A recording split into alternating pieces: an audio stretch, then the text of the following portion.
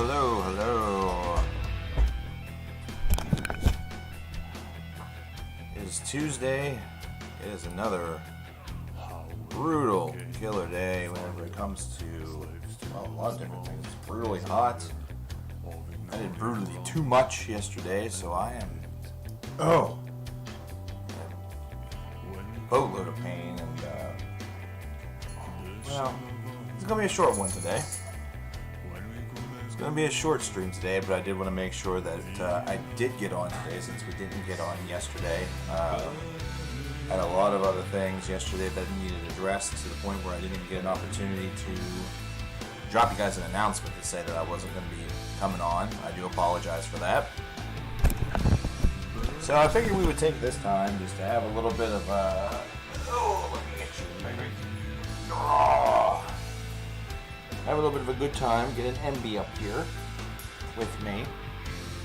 Get an Ember up here with me.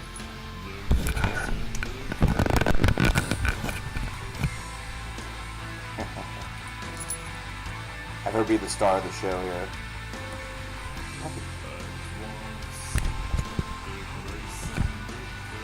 And now she's like, I'm not sure if I want to be up here anymore. I'm not sure I want to be up here anymore. I'm shy. I just want to be with you.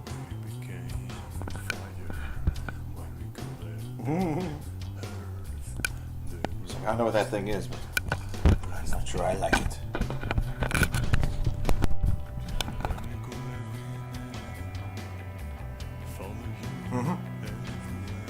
But anyway. Yeah, that's my Ember. One of the 7. One of the kittens. She was, in fact, one of the more... She was one of the more shy ones whenever she was first born, and really all the way up until moving into this place. And then she really opened up, and she and I become like best of friends. It's crazy. But give folks a little bit of time to get their way in here. We'll probably stream for about 2 hours or so this evening, all depending on how things go with the queue and maybe where the discussions take us and stuff like that. I am a little bit tardy. I wanted to start around 3, but again, just sort of as a tone of how the week has gone so far, I was needed to fulfill a task prior to the stream, and that was actually before I even got the opportunity to eat. So I did that, and then I came back home and had a bite to eat. And, whew. What is the best Rotting Christ album? That is a really, really good question. Because they have 3 great decades worth of music that you can really choose from. Some of the most recent that they've done with their current cycle have all been extremely good. But then you go back to like Theogona from the 2000s, or even go back to Non Severum from their very first era, or I always look at songs like Semi-God that I really, really like. They're a band that, for me, their material is all very tight. It's all very good, but I'm a bit more focused on songs.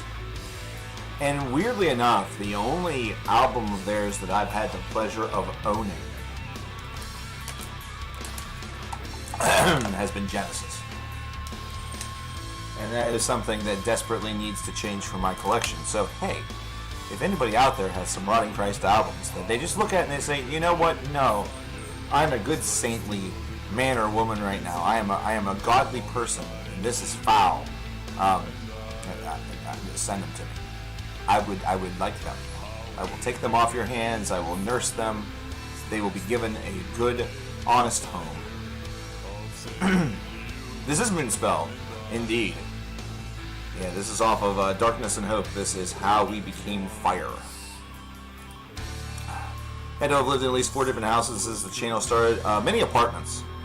I've had a number of different locations over the past 10 years. It's been a whirlwind of 10 years in order to get to this point right here where I'm actually in a house. The house is mine and everything like that. but it has been well worth it. It's been worth the struggle. It's been worth the grind. I've had to deal with some real garbage, really, over the past 10 years in order to get here, so I will smile from ear to ear that I am here as a result. I've lived in some places that have had some downright horrible consequences whenever it's come to either my mood or my mental health. I've stayed in some situations longer than I probably should have, simply because I was burnt out from moving around. Essentially, my goal always was, no matter where I was, to always have a way to broadcast to you guys. Before we did the streams, it was always a way to have sort of like a private space, or a space where I could, make videos for you guys and post those back whenever I was doing that. That was one of the biggest priorities. There was, of course, affectionately, Studio 1.0, 2.0, 3.0, and then this here is the retirement home. So, there you go. You hear the cover from Korn, The Devil Went Down to Georgia? I did. It's interesting. I feel like Korn that's a good choice of band to do that cover. It's a good choice of group in order to do that cover. They gave it justice. They did it justice. And, it's not my favorite thing. I'm not going back to it over and over again. But it was a good fit. It was a really good fit. Funnily enough, speaking about covers, I had just seen a status over on Facebook, which I'm barely on anymore, but happened to see this while I was scrolling this morning. That's whenever I'm usually on, in the mornings, whenever I'm just waking up. And it was a petition for there to be another Punk Goes Pop in 2020 so Pierce the Veil could cover WAP. Of course, WAP, the supposed controversial song by Cardi B and Megan Thee Stallion, which we're still hearing a lot of stuff about, even though it's been a couple of weeks. I figured it would have died down by now. Not much really to say about that. I think I said my piece a couple weeks back. I have a playlist with 100,000 songs. Not yet. Not yet. Actually, there is a plan that is starting to take on a lot more life for such a thing to occur. And it would occur, and this playlist would actually come to fruition with the help of viewers like you, who happen to be Spotify users. So once this project would get some legs and would get off of the ground,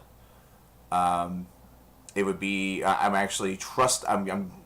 putting a lot of trust in you guys, and I know that there's some of you where that's probably a really, really bad idea, but you know what?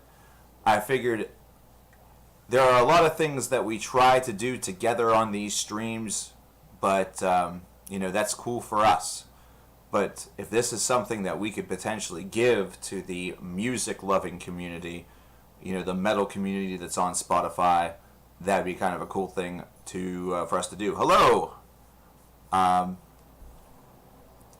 unfortunately do not know how to address you. But hello. The sky is currently up. My mood is somewhat up. Other aspects of me are not up, but that's probably a good thing. This would be a real different live stream if it was. But hi there, and welcome. I'm glad that you found our little neck of the woods, and I'm hoping that you'll stick around and hang out with us for a bit. Hey, we still have viewer Videomania going on. You see that on your left. So far, 23 videos are in the future, are going to be upcoming here in a bit. It's another thing that I need to start working on. I need to start working on all of the videos that you guys have already attained, and we still have others that need to be set in stone through polls. But for those of you who are long-time visitors to the stream, you know what is going on there. And in many of these situations, it's just waiting on somebody to see if perhaps they are going to be coming back and have an idea for a video, because this is all driven by viewers like you. It's a big reason why I'm back. I'm back and doing some of these things mostly because of viewers like you, and I want to do those things for you, as opposed to, my plan is not to return to the weekly grind of review videos on new albums and things like that. My big thing that I want to do is the top 50 list every single year. I want to keep that tradition going. We've been doing that for 10 years. I don't necessarily have to be active in order to do that. I just have to continue being active and listening to new music, which thus far I have been. 2020 has been a heck of a great year. We've had so many terrific contenders. And there's going to be some controversies with those lists too. You're going to have folks that maybe look at a title and say, is that really metal? And I'm going to give you a great example. Flowers of Evil by Allure. Is that really a heavy metal album? And I think the answer to that question is that it's not, but guess what? It's top 50 albums of the year that I've listened to. And I love the heck out of Flowers of Evil, so I don't see any problem with that being on the list. And I would not look at that album being on the list in a low-end capacity. It's probably going to be up there. It's absolutely terrific.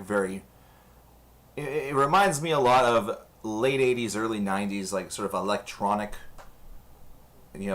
tunes. They're just such a unique and at some points very clever band. And they excel at anything that they truly do and put their efforts toward. They have unique ideas.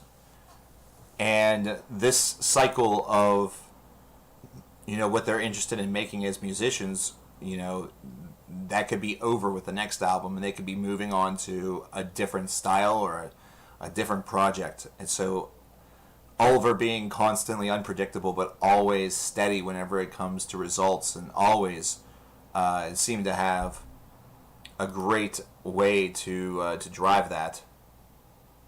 It's really quite magnificent. I'm very happy to have gotten the chance to cover them in the past, and also I've been a fan of Oliver for about 20 years now. So to see the different places that they've gone and the different sort of modes that they've been through has always been really neat. You were singing Bleak in the Shower. I'm a little late myself, Meet Mun. I've only been on for a little over 10 minutes. I've had a couple of things to also do today, and some things that kind of came up last minute. Don't you just hate it whenever you're just getting ready to eat and you get that message? You get that call or whatever it is. Hey, I need you to do something for me. This is absolutely dire. It's urgent. And then you have to do it. It's the situation that you look at it and you're like, yeah, you know what? Yeah, this isn't just, hey, I need you to come bring, I don't know, something stupid. Oh my gosh, my eyeshadow doesn't look great. Can you bring me that? It's not something like that. It was way more important. So had to get that done.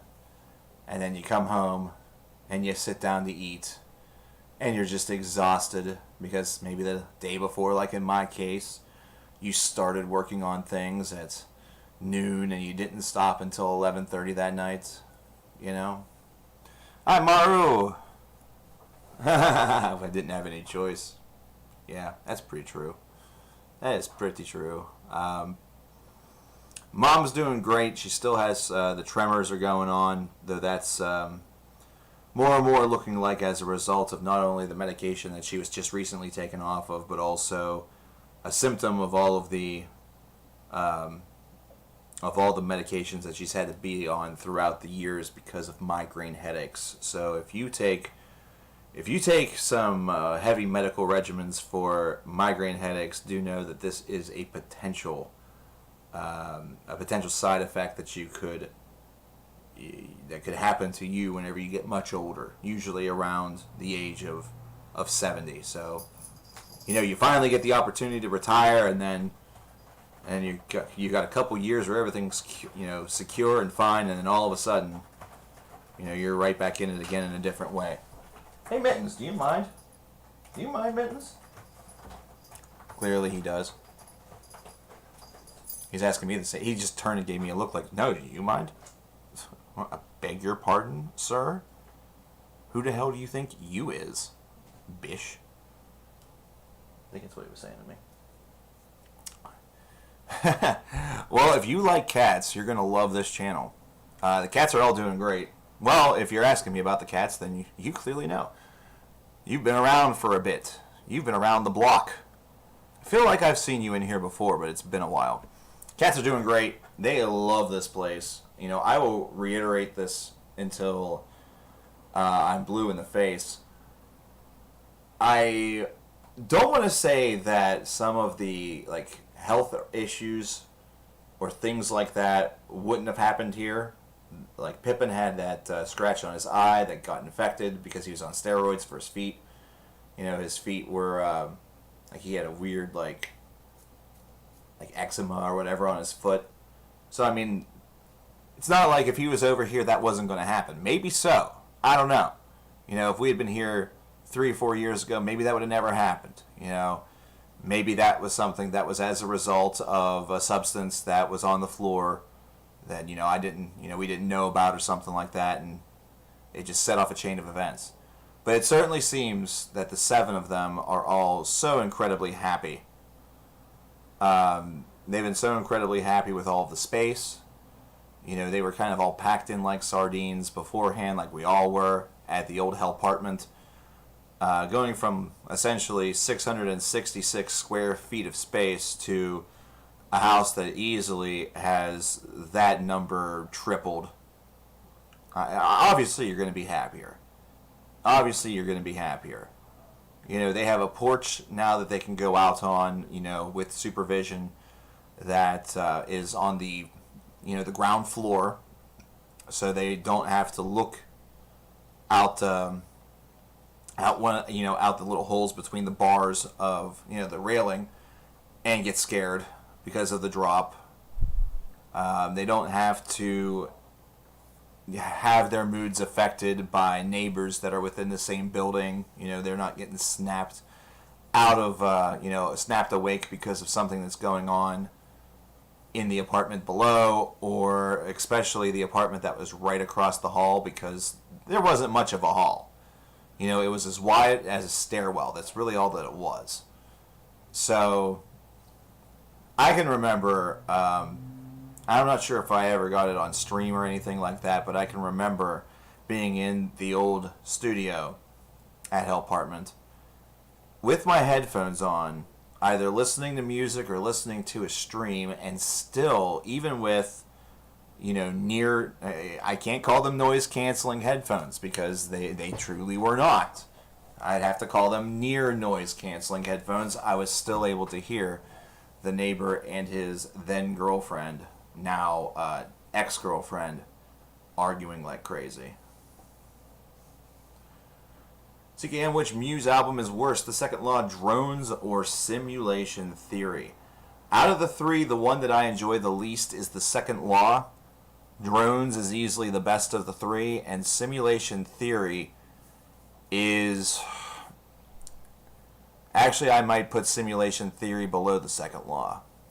Though Simulation Theory to me is interesting. Like, I have tracks on that album that I love.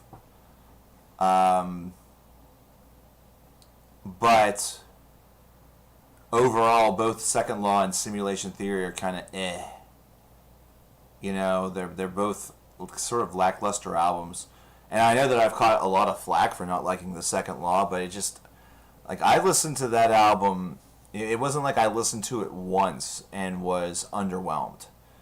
Whenever the album came out, we had that on at work, because I used to work at a music store, as many of you are aware. And we had that as part of our rotation for at least the first week. So I had plenty of opportunities to listen to it. It had plenty of chances to grow on me and everything like that. But it just never did.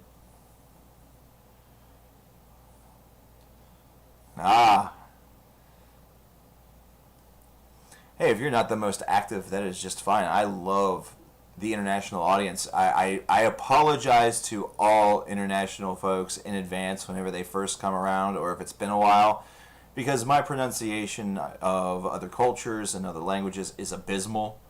It is not out of ignorance. It's out of a brain that just, for some reason, is unable to do that. So if I try, know that my efforts are not to, that they're not meant to be offensive or rude or show ignorance. It's merely just not my strength. It would be the best way that I could put it. It's definitely not my strength. Best Alkaline Trio album, I actually could not tell you because my experience with Alkaline Trio is exceptionally limited. It would be down to just a song here or there, as far as I can remember. Probably the better opportunity that I would have listened to Alkaline Trio would have been at the tail end of the last decade. Considering a lot of times with some varieties of music, it's very much based off of someone who I dated. And in the 10 years since, I've only made casual revisitations, if you know what I mean. So, my apologies if I'm not able to give you a satisfactory response for that. Mittens, what in the world is up with you? Apparently there's a lightning bolt in his ass. Listen to Good Morning? Okay. I will take that under advisement. I appreciate that. Thank you. Mara is going to take us to the promised land of video number 24. And I don't know why I'm using my phone. We have determined successfully, or I have, that I don't need this thing anymore. That thing can just sit there and charge and, kick rocks. That thing goes away now. That thing goes bye-byes.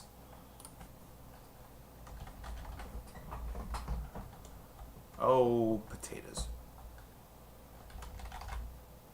But I did see that she donated $10, and I want to see what exciting things that she has in store for us this afternoon. Maru has given us a lot of great music in the past, and is no doubt going to continue once this actually processes on desktop. I got everything on mobile, but not desktop as of yet. I didn't realize there was going to be a delay between what format you use, but sure. But we'll go ahead and update things, and we'll get those requests whenever they do indeed come through. And that means we can now lock the poll.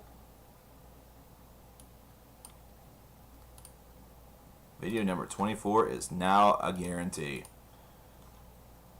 And it is going to be between 5 different people. It's going to be between 5 different people. And actually, we can do we can do this poll. I'll be damned. We can do this poll. So hey, we're going to have a poll today. We are going to have a poll today.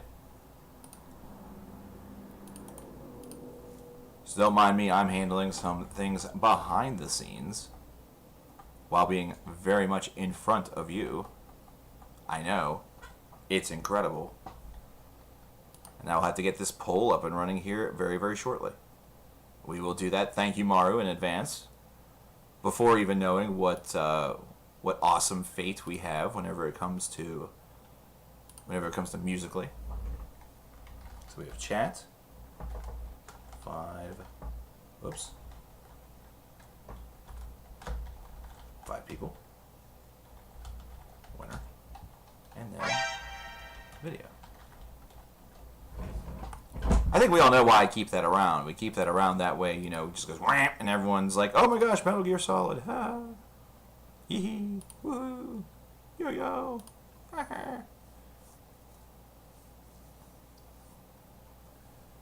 Man, this thing must be on some wicked ass delay.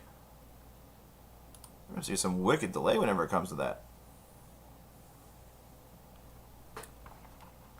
Some wicked delay. So yes, I see that we do have a very good reason to continue to do things the old-fashioned way because it happens faster. It actually happens faster. Can you believe that? I'll tell you, anytime I hear that now, I don't even care about Metal Gear Solid. If I'm being completely honest. You know, now, all that I can hear is what I'm about to play. Like, it's the only thing that plays in my mind. To the point where, like, I want to use it in a video somehow.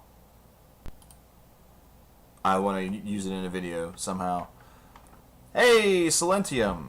They just dropped a new album. But Silentium with Shame and Mia Junes with Verta. We will get to those two momentarily. I want to see what our second offerance has to offer, aside from redundancy. That is $10 from the one and the only Meat Mun.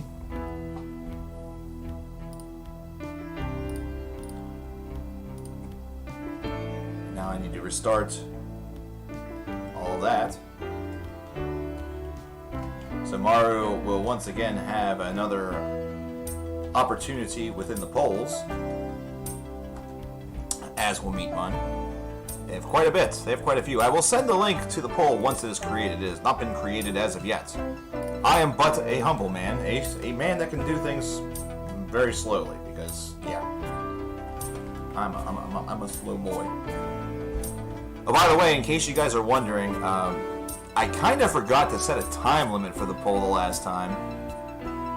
So the folks that were, because I did post the link over on YouTube, so it did get a little bit of additional traction.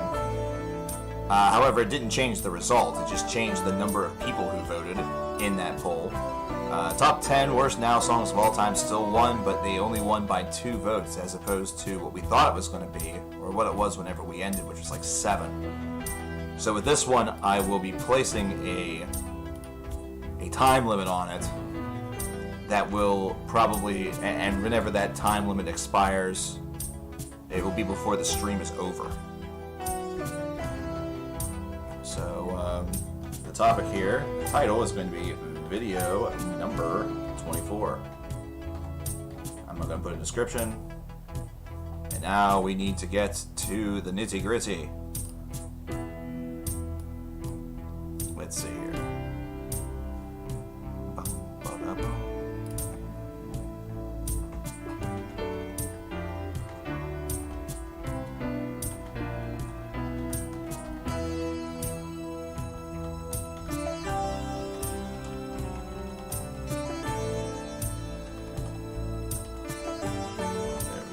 First one, I'm gonna have to keep on popping this up and back.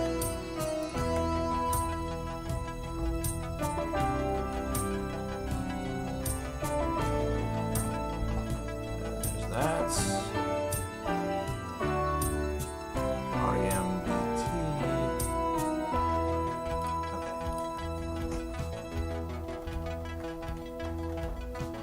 This one here making a secondary appearance, as is this one.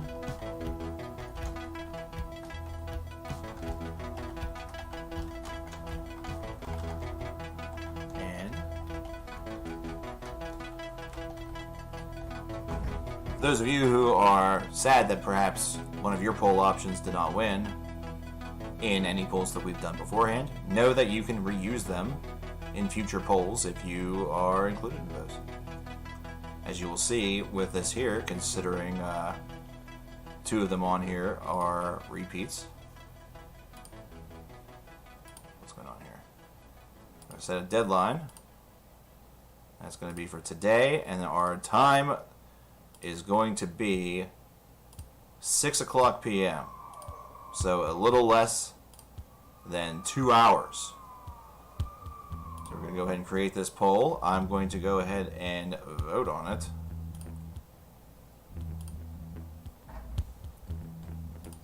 But before I vote on it, that way we keep things secret. Secret, secret, secret, secret, secret.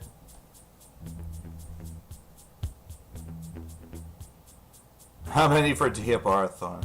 I tell you what, Meatman. I tell you what. I said that if we make it to 40, which, by the way, Diabarathon's also part of another poll. So, it is out there. It is out there. I'm actually, it's a poll that we could do, but I have to give one person probably until Thursday or Saturday stream. Because actually one of the very first ones, like the very first poll that we could do, I'm waiting on just one person. I'm waiting just on Andy, because everybody else hasn't showed up. Everybody else hasn't shown up. So in many ways, some of these other polls are we're pretty much in a position where we can do them. We just need to get there. But there's the poll. I forgot to vote in my own poll. But I'm going to post this poll over on YouTube as well. Create a post. I know that we're still listening to the Escape from New York soundtrack.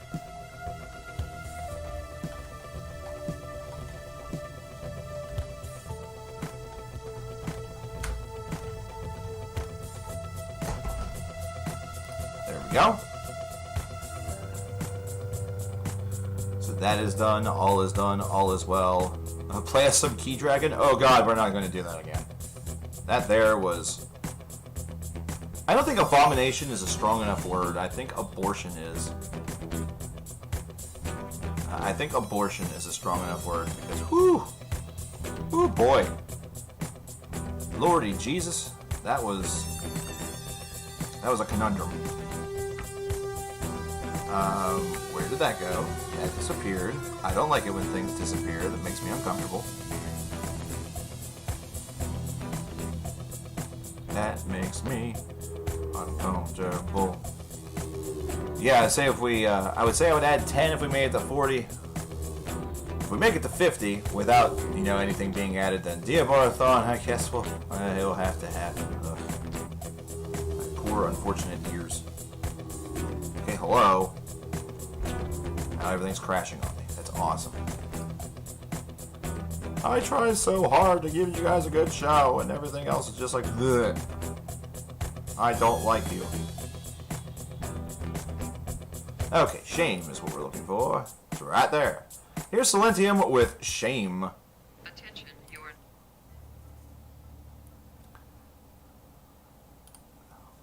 First request from the lovely Maru. Everything must be on some freaking weird ass delay. Okay, there it is. Some wicked delay. Things are going really, really slow. What is Diabarathon? Oh boy! Hey Alex, if you ever want to damage your hearing for no good reason, look up Diabara and and listen to some of that. Now, Diabara has made, I'm actually not sure how many albums it is. I knew this at one point. I no longer do. They are a, what would you call them? They're very noisy. It's like extra tone, I want to say, is the name of it, or speedcore techno. It's certainly a thing, and their albums are all incredibly lengthy. They are all quite long. Essentially what Diabarathon would be is that I would have to listen to each and every single second of their discography.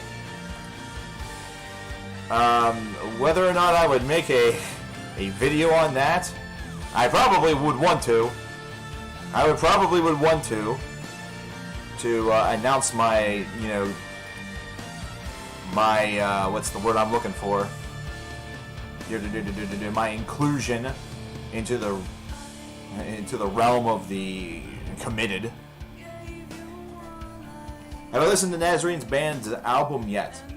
I have gotten the opportunity to listen to about half of it, and it is awesome.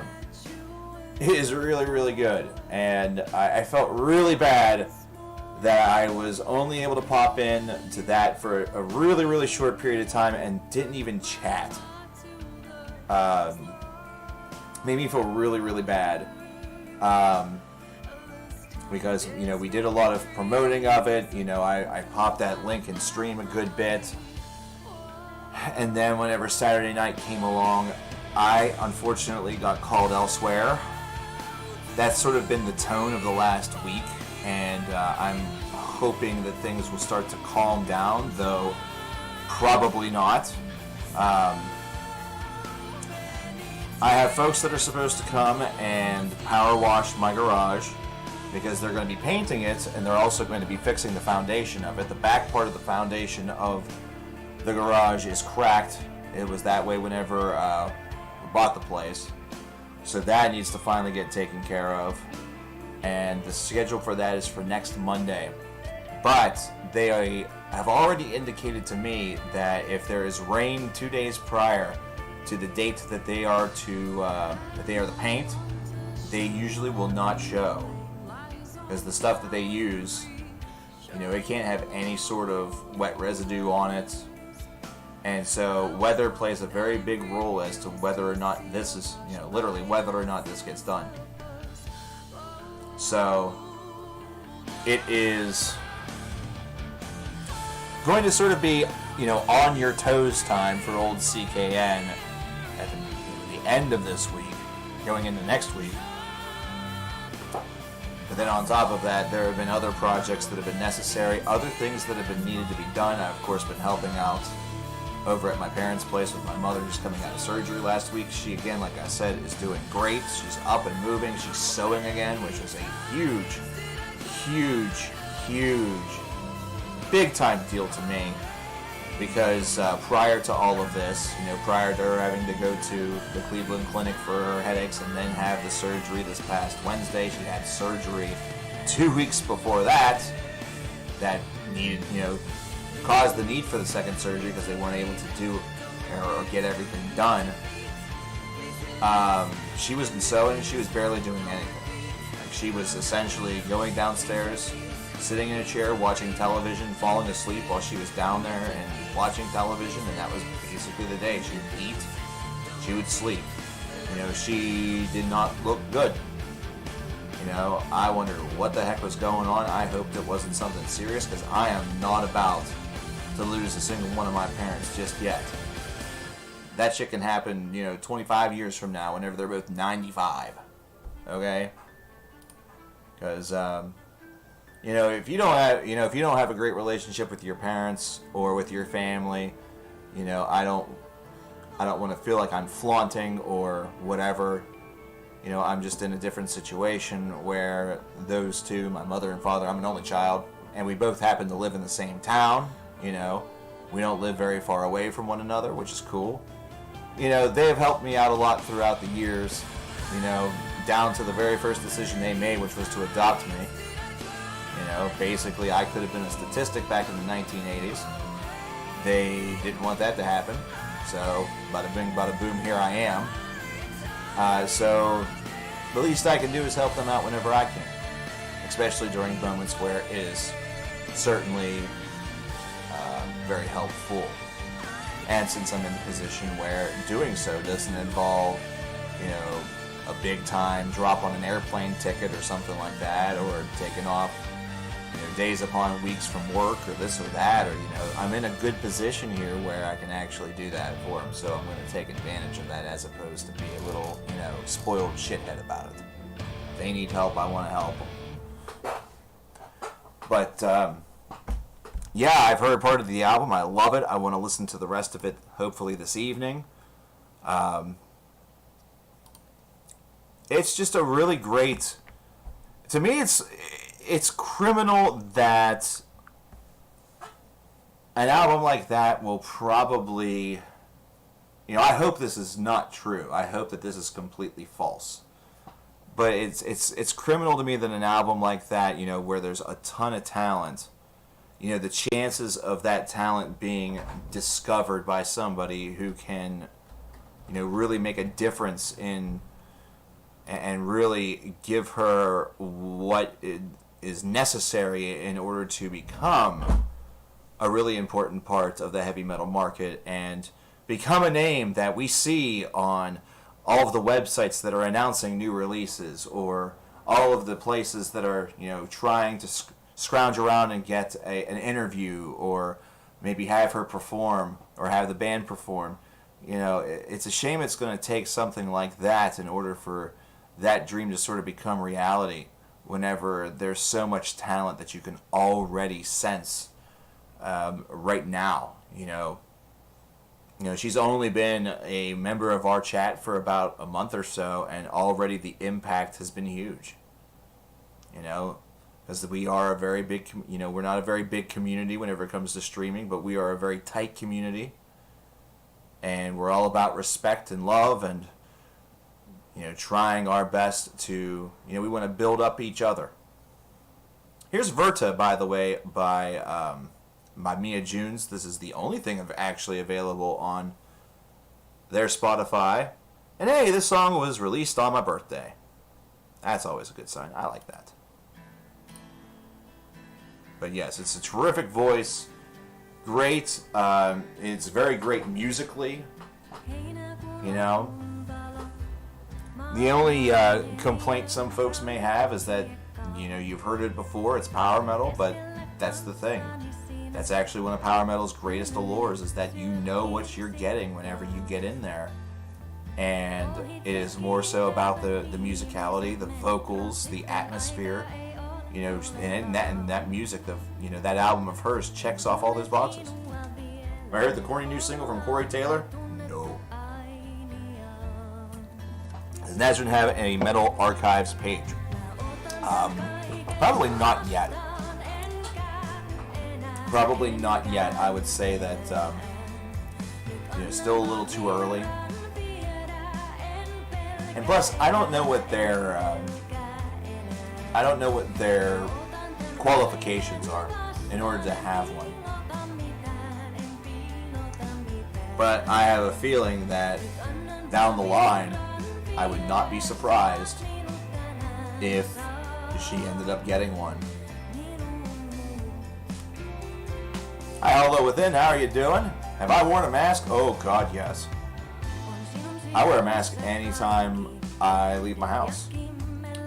Not in the car, and, not actually over at my folks' place either, because I know that I'm clear, and I know that they're clear, but any other place that I go, I'm in a mask. I have no problem with that.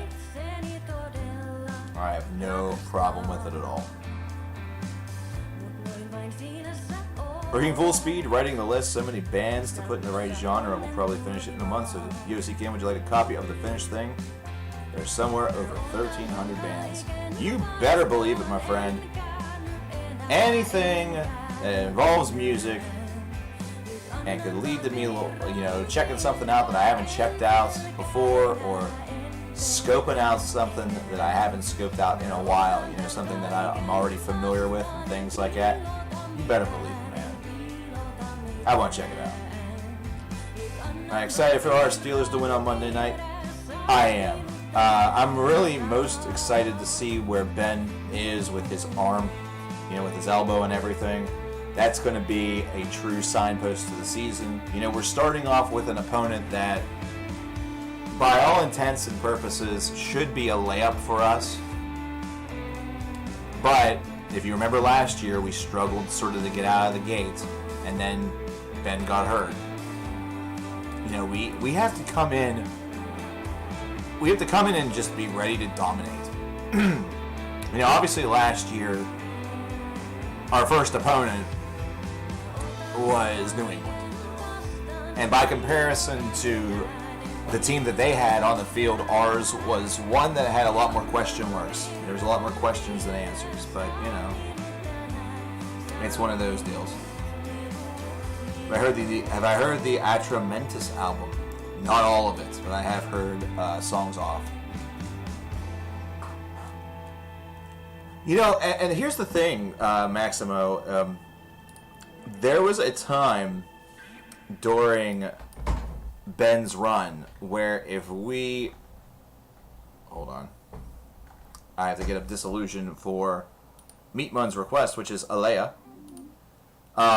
There was a time during Big Ben's run where if we ever got behind, I never worried. I didn't worry. Like if we were down 14-0 or 14-7, whatever it would be at the end of halftime, I never worried because our offense usually woke up.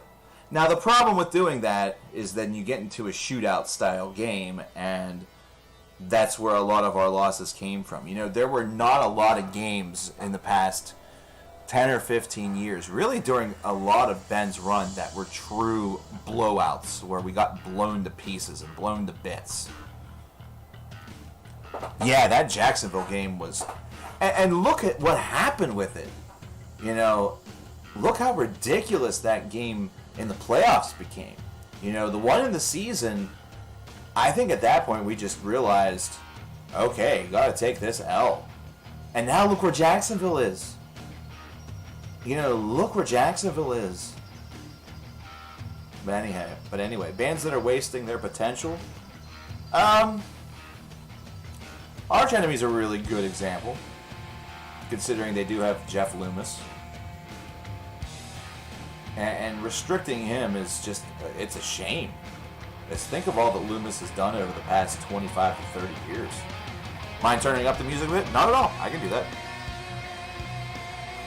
Can do.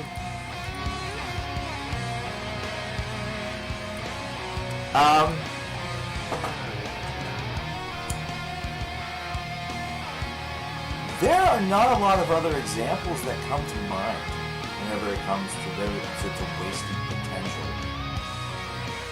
Though, again, if I were in a group, if I were in a band, or if I was a band leader, I would be one to encourage a lot of...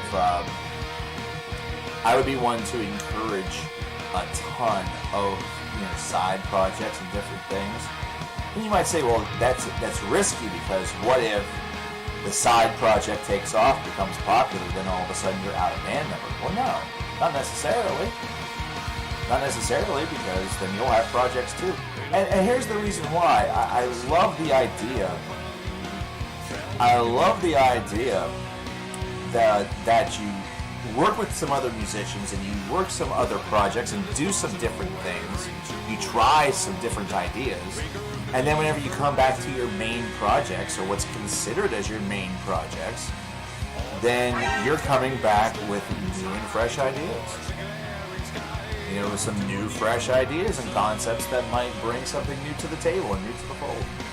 I love it. I love the idea. Speaking of the woman of the hour, hi Nazrin, how are you doing?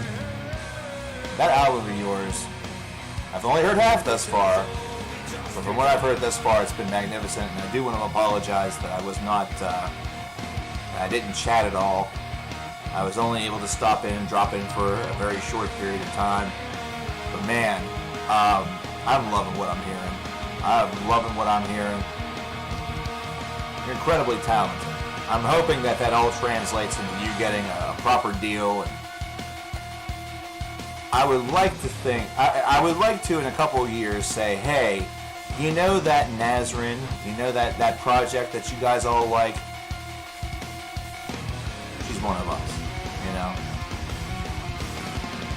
She's one of us. Oh, by the way, for those who are popping in, those who are coming around over the course of the past 10 minutes or so, we do have a poll for one of the videos. And that poll is right there. I just spammed it a little bit in chat for all of you fine fellows and ladies. But,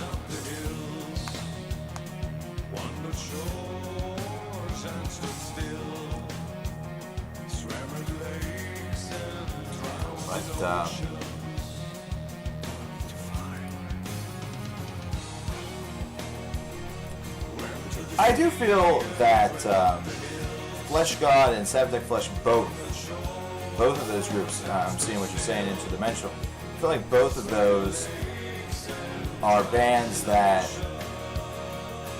like pushed forward so much with their first handful of albums that now,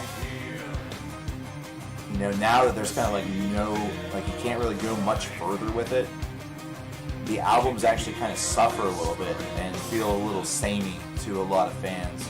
So some may be tempted to say that that's talent that's being sort of wasted or not utilized properly. I disagree with that. I think it's just that they did so much to, they made a name for themselves with such a, in such a unique way, and built that now, trying to build on top of that, you're trying to build a skyscraper on top of a skyscraper like that. Oh. Hey, look, it's Nemo.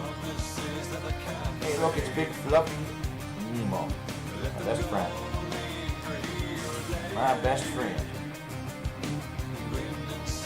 And that's also a big reason why I think a lot of metalcore, whenever a lot of metalcore bands release albums here in 2020, I'm just not as, I'm not as connected with them.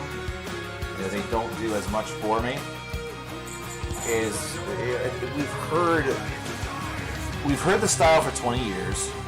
There have been plenty of bands that have done tweaks and things to that style, but some don't. And it just leads to albums that don't have sort of that surprise or that shock factor to it.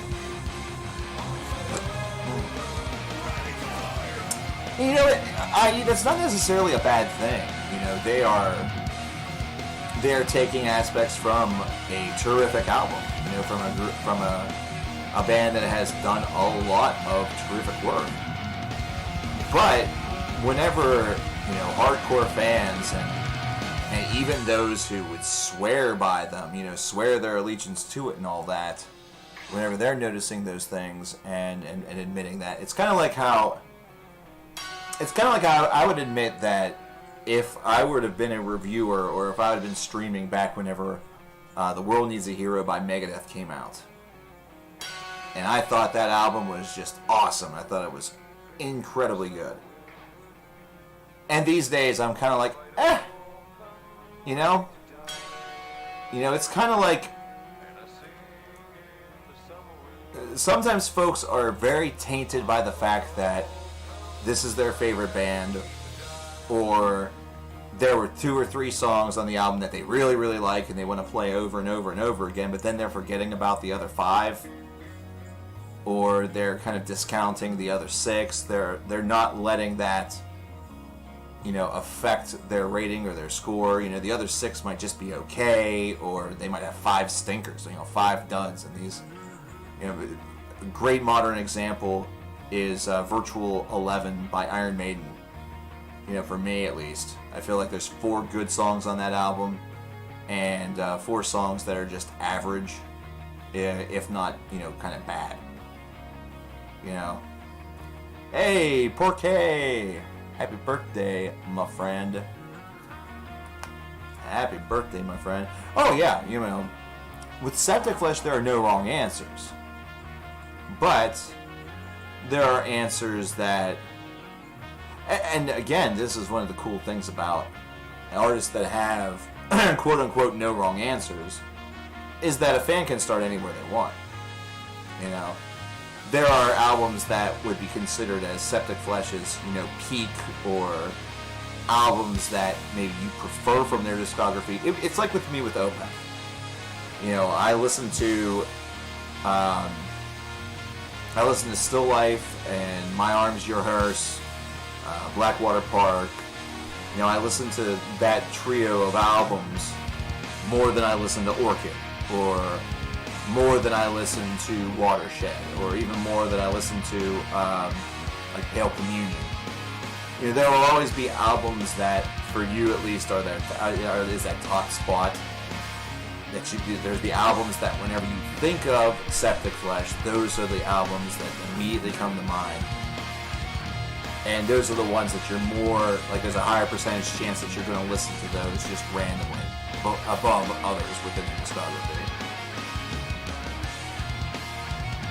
You know, 20 in 2020. What a year to turn 20. Also, imagine if you'd have been born in 2000 and Y2K hit. Your birth would have been fine. All the computers would have been like, you were born in 1900. Are there any bands that are broken up that you think could reform and put out excellent music? Yes, there's tons out there.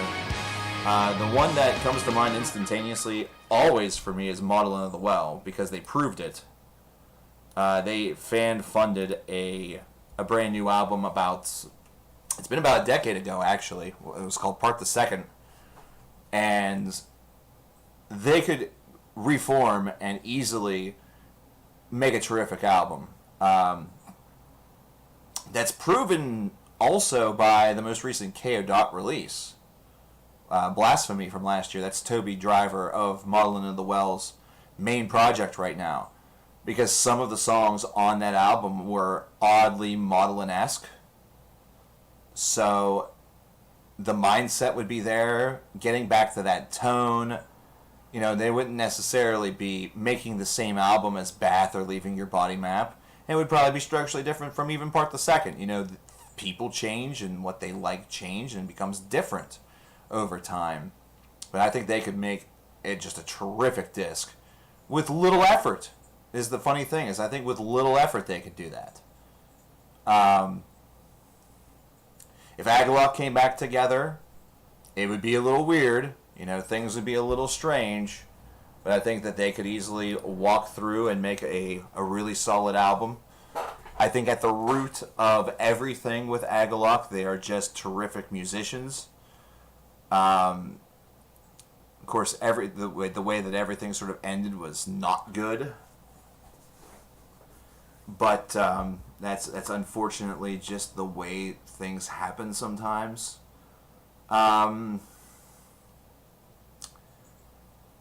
It's been proven that this can happen, considering some other names that I would have mentioned just came back this year and released terrific albums. You know, Hum is a terrific alternative / shoegaze band that released Inlets this year, and it's absolutely terrific. Green Carnation did that as well with Leaves of Yesteryear. There's Pure Reason Revolution with Eupnia that just absolutely knocked it out of the ballpark this year. It shows that it doesn't matter how long you've been inactive or how long that you have been, as long as you have a pulse, if you decide to come back together, there's a good chance that you still have that magic. In many cases, it seems like whenever these bands come back after some long layovers, they tend to be more focused. They do tend to be more focused.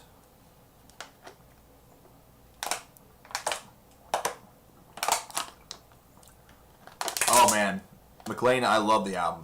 I love that entire album. It's incredible. And the reworked version was largely necessary. It was very necessary because, honestly, whenever you go back to that first, those first early albums of Green Carnation, they can be a little challenging to complete. You know, there is pacing, and then there is pacing with frequent sort of interruption, or frequent interrupt, as I like to call it. And that was one that was a bit of a struggle. So the update was, it was so necessary. It was so necessary. So I'm very happy to hear it. I'm glad that it happened. I'm extremely glad that it happened. But those are just a couple of names that... consider Carcass back in 2013 with Surgical Steel. I mean... yeah. I would love to see a new God Gory album. I would love to see that. I think that'd be incredible. I'm not sure how possible that is. I doubt that we'll ever see that. We haven't gotten a real true follow-up to the Metridium Fields by Trouble. I've always been a big Trouble fan. I really like Trouble a lot. I think they could do some great work. I don't know if it's going to compare to their classic 80s stuff or even their, Plastic Green Head or Manic Frustration from the 90s, but I think they could do some great things still. What are some, for you guys, what are some bands that are currently dissolved that you'd love to see come back? Tell me a couple of them. I mean, I would love to see Nevermore come back, but that's impossible. Nevermore's not Nevermore without Warrell Dane, so you can officially cross that off the table. We have to live with what we've got, and what we've got's pretty good. What we've got's pretty damn good. Porcupine Tree. I've said for a long time that it's kind of okay that they don't come back. But I kind of waver on that because every so often I think, Steven's been re-releasing, he's been finding all of this stuff, and they have that Bandcamp now. So he's been re-releasing old shows, including the very first show is available over there. They have a new EP that's coming out that's basically an old EP. It's from the Pure Narcotic days all the way back in the late 90s, early 2000s. So there's all this stuff that he's finding, and there's part of me that wonders if maybe he's been in conversations with the other members into maybe just hanging out and writing again or something. Especially since we were set to have the new Steven Wilson solo record this past summer, but because of COVID, he pushed it back to 2021. So that tells me, that album is done. It was ready for release. Now, whether or not he's going to do more with that in order to make it more expansive or make the wait worth it, that remains to be seen. But we are not in that position right now to really hypothesize. But yeah, the more that I said that PT really doesn't need to come back, they don't need to give us more music, the more I'm thinking to myself, what, if they have more to say, let them say it. If they have more to say, let them say it.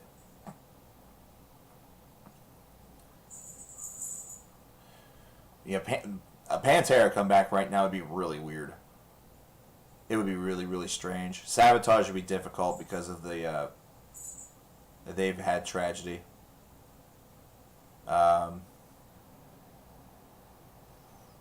It's been a while since we've heard anything from TSO, and again, it's because of death, and folks have been lost, and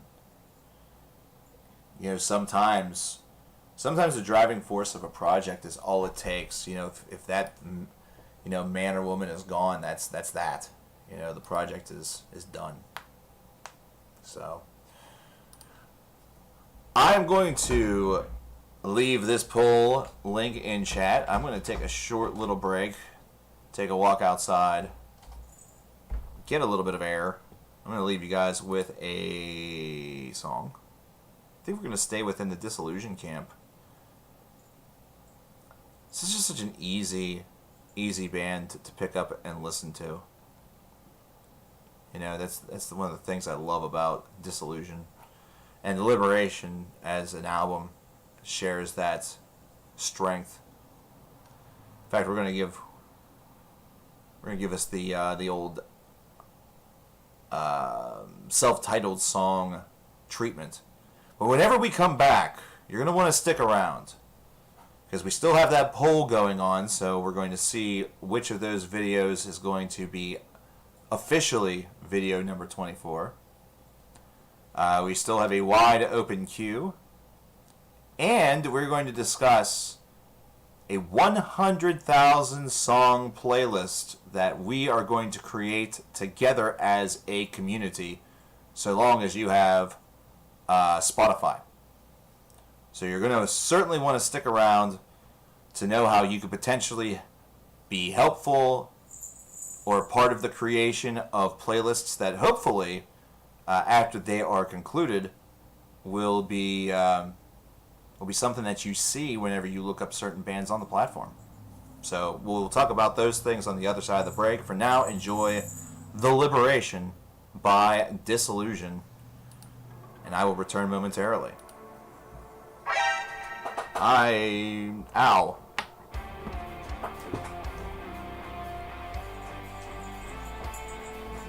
Anyways.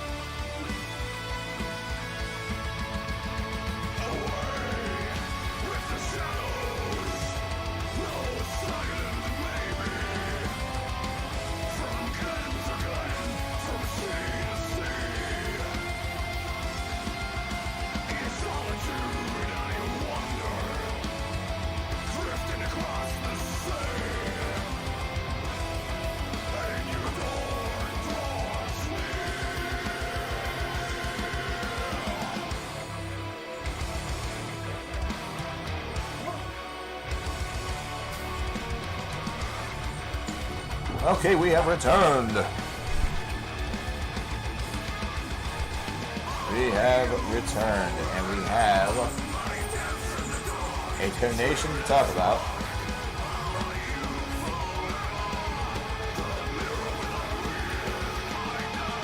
Our upcoming plays will be dedicated to August Burns Red through the philanthropic arm of Meatman.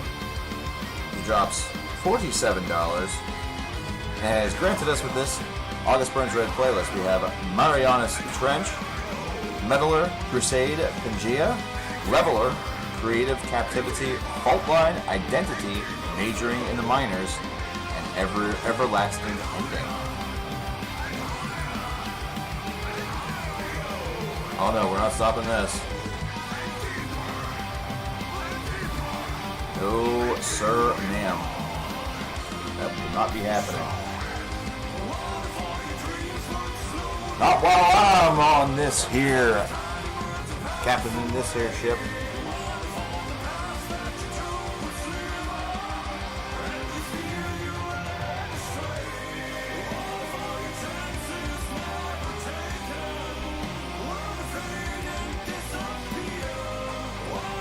However, hey, you voted in the poll yet?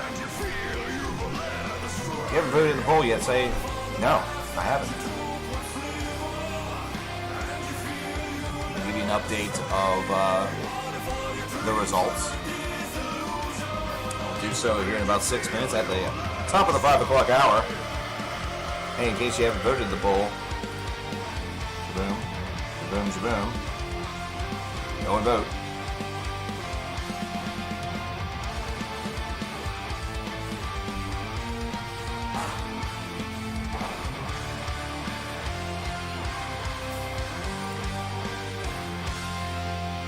There we go.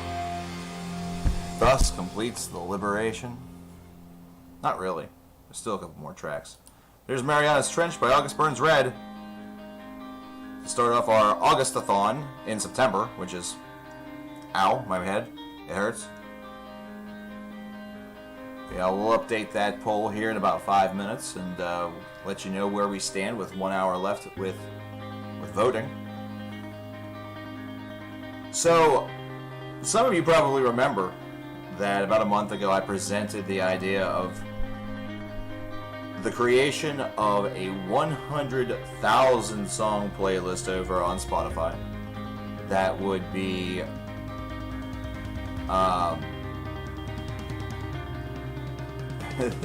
yeah, IE is... Well, we played some Key Dragon because, oh boy. That was bad.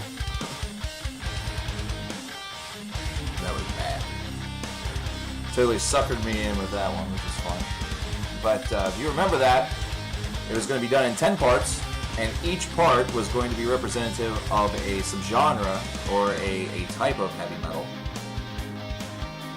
So the big thing that was kind of preventing things from moving forward at that point was what each of the 10 different subgenres were going to be. Now, I want to place emphasis that this is not at all finalized. In fact, I even have it in my notes here as the categories with 3 question marks to indicate the unknown. I'm not sure if this is how it is going to remain, but I do want to get your initial thoughts on this and maybe anything that we need to maybe shift around or whatever. You know, like the new Allure? Oh, if only Andy Fox were in here, you two would have you two would be the I don't like the new Allure club. He didn't like it either. It's alright. Whatever. And music is subjective. That's the best part about it. I like it. But I love it. It makes us different. I like these. Here's the 10 categories that I came up with. I was sort of grinding my brain about this, and this is what I came up with. I don't think it's perfect. That's why I'm presenting this to all of you, considering we would be working on this together. And of course, the goal would be is that you guys would all have access to the playlists and the ability to add things to it. I would have to see what I have to do in order to make that possible. Might have to have a conversation with an evil toad about that.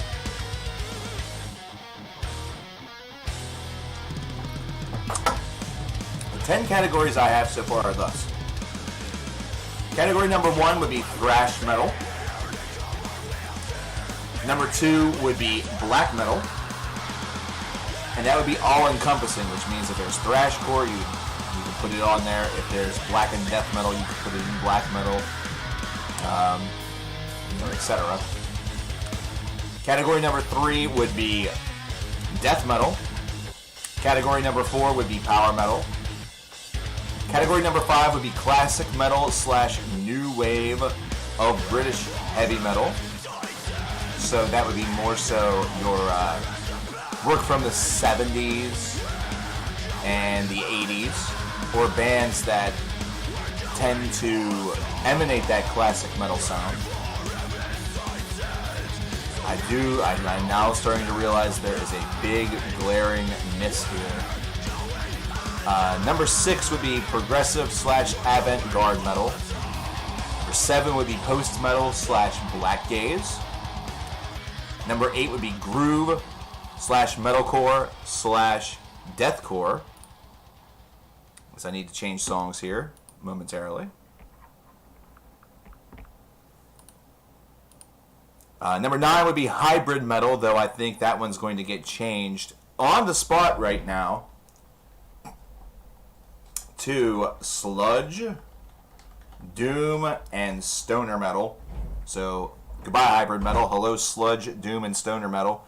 And number 10 would be gothic / dark metal. I think there are still some glaring misses here that are maybe not represented, things that I've probably missed. Here's Metaller by August Burns Red. I do think that there are some things that I have missed. Hi, Randall.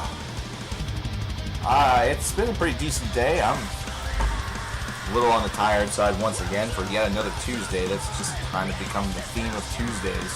Hey, voting that poll, by the way, Randall. Nice of you to stop by. I hope you have a good time while we're here. We're probably going to run until a little bit after 6 o'clock. Another hour or so. We're in the middle of some August Burns Red. Motionless in White, a good band. That's what I expect you mean by MIW. I'm not a big fan, personally, of Motionless in White. I've been able to give credit where credit is due whenever I've reviewed them, and they've done something that's impressed me. But they're not really for me, but I know that they are for a lot of other folks. And I'll tell you another band that for me, I never got sort of the vibe, and I have some friends personally that have some ardent defenders. You know, some very ardent defenders to this, and I'm pretty sure there's one girl that would probably like fight me over it. I don't know, if physically, it'd be kind of interesting to see. Author versus reviewer. No chance that she's in this chat, but that'd be hysterical if you happen to be Brooklyn. But the band that I didn't vibe with as well as I maybe thought that I was Ice Nine Kills. Ice Nine Kills and I just never really grew. And again, this is one of those things. You do not have to, like, if you put stuff on these playlists, it doesn't necessarily have to be things that you think CKN is going to like. You know, because this isn't meant just for CKN. This is not a selfish playlist where I'm going to sit there and listen to all 100,000 songs and then expect, you know, a cookie or a bowl of Cheerios or, you know, $100,000. Although that'd be really, really neat if that happened. No. Yeah, they just never really vibe for me, you know? Like, I appreciate the talent and I appreciate the songs and stuff like that, but I'm not like losing my mind gaga over them. It's just, it's one of those things that happen, you know? Oh, I'm not saying they're not a good band, but for me, it's not for me, I guess. I don't know. And I've given them, you know, I've tried a lot. I've tried a lot with that group. And I will still continue to. You know, whenever they have new material come out, I will listen to it. You know? I feel like they're a group that just hasn't grown on me yet. Because there are some bands, and you're going to learn this within your metal journey, there's some bands that are just like that. You know, what you like and what you enjoy right now, in 5 years, you may still enjoy those things, but other things that you don't like right now, you might love. You know, it's so strange. And I always use my my experience with Cradle of Filth as sort of the ultimate backing point for that, because whenever I first heard Cradle of Filth, I did not like them at all. I did not like Cradle of Filth the first time I heard them, and this is all the way back in 98, 99, long time ago.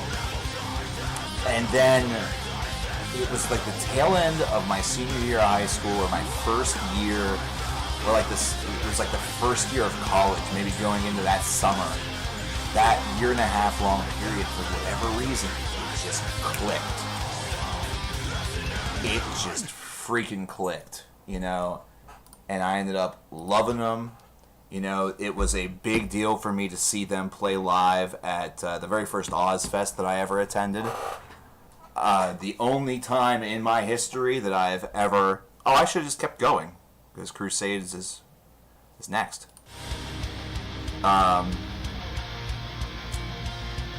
The only time I've ever crowd surfed or, you know, stage dove in, the one and only time I've ever done was to a Cradle of Filth show. Would Hansi Karish be in your top 10 favorite clean vocalists? That is a big I don't know at the moment, my friend. There are a lot of great vocalists out there. If you're talking purely clean, like, there would have to be some constraints. Mike Eckerfit from Opeth, for example, amazing clean vocalist, terrific range. James LeBray gets a lot of shit, and he shouldn't. Bruce Dickinson doesn't get a lot of shit. Good thing, too, because he shouldn't. Rob Halford's there. There are a lot of terrific pink vocalists out there, and you know the funny thing is that that's even discounting some of the wonderful ones that don't get nearly enough respect or nearly enough love. And you know, making a list like that, it would be challenging if that was the one that was victorious, because a list like that, no matter who you put on there are going to be glaring omissions, and there's going to be folks that are going to be very triggered by that. Here I'm on something if I don't like Rhapsody of Fire. Oh, they're fun to listen to from time to time, dude. That's my whole thing with power metal, is that I'm not like hooked on power metal, but from time to time I love just like I got No World Order from a dude for $1 of a Facebook marketplace. The whole entire packaging and everything looks like garbage. It looks like dog ass. But the CD works. You know, the music part of it works. And I love that stinking album. That stinking album is just, oh god, I can't get enough of it. At times it's cheesy as all get out. At times it's cheesy as all get out, and I don't care. You know, from time to time I just need that. I need that and I love it, man. Like, it's...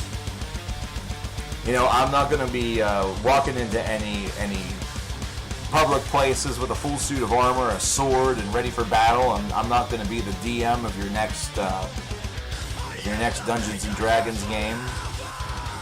Although I might sit in and see if there's a good enough storyline for it to be novelized. Maybe I could be the next epic science fiction writer or epic fantasy writer. You know, make this generation's Malazan Book of the Fallen. I already did my favorite male vocalists and female vocalists. Yes, but this would be overall, I guess. And plus, you know, if it's something that's made by the, you know, if it's requested by the fans and voted on by the fans, then I'm going to do it. I'm going to make it. You know, it's different if it's an album review. If an album review has already happened, then there's not much in the way of updating that. You know, the only reason why I did that for Metallica was, since that first review was so scathing, it was to see if my tensions and my thoughts or feelings had eased. But whenever it comes to certain lists, I'm willing to re-examine. I don't think that list will be the same at all. Plus, there's a couple years more worth of you know, people that I've listened to and experienced that could potentially alter that list. Though by how much, I don't know. But speaking of, at the 5 o'clock hour, the current results of the poll, don't worry, there's still 53 minutes worth of time for you to vote. There's been 28 who have voted already. The top 5/10 vocalists of all time currently leads with 11 votes. Rank 'em all Devin Townsend, seeking permanent residence in second place, it would seem. Currently sits in second place right now with 8 votes. An opinion video based off of subjectivity and objectivity in music. One of my favorite things to talk about, in fact, considering you see a lot of fights and a lot of combat about people's opinions whenever it comes to heavy metal, a lot too. It sits in third place with 6 votes. A rank 'em all for the band Nightwish sits currently in fourth place with 2 votes, and with 1 lonely vote, which is mine. Empire Bathtub with Looney Moons, an album review of that excellent album that has been released, or was released a little earlier this summer. It sits currently in 5th place.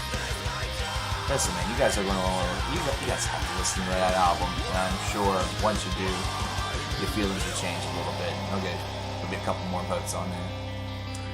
Right now, that is where things stand. If you are yet to vote in the poll, I highly recommend that you do so.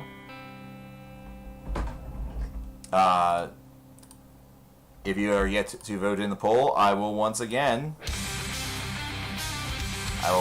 drop that link.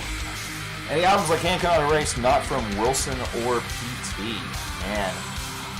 Whoa. I just realized I need to change the song. Hold on. Time out. I don't have a playlist created for this, so I have to actually do this one at a time. Oh no, and now it's going to be stupid. I hate you, PayPal, you son of a bitch. I should have just made a playlist. You son of a whore. You son of my mother. That would be me. No, it wouldn't. I'm adopted.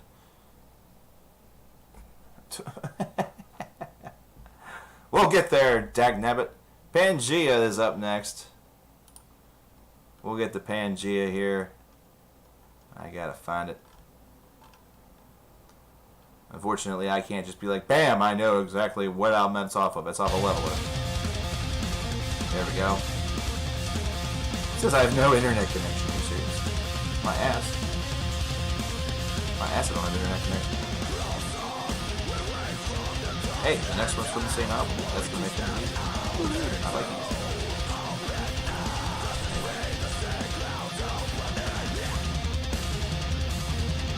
Wrong song?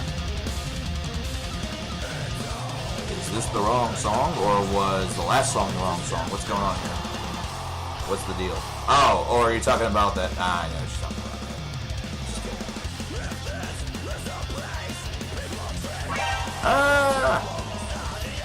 I've been spookified.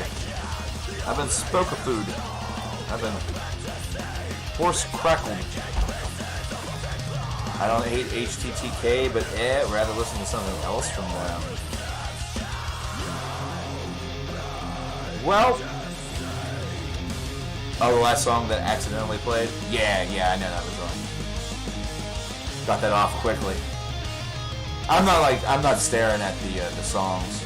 You know, I like to stare at chat, and then just, you know, if something else starts popping in, it's whatever. Bonus content, you know? But, Randall, I don't know if there's a lot that matches Hand Cannot Erase emotion based off of the story.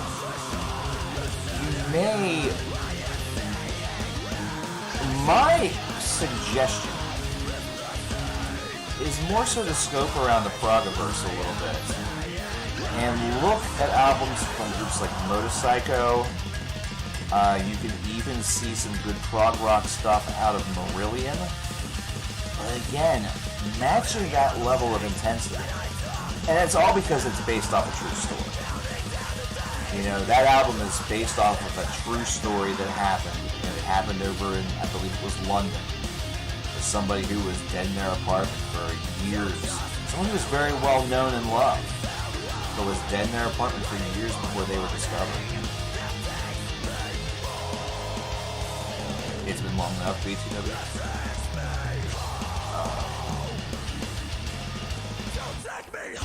So,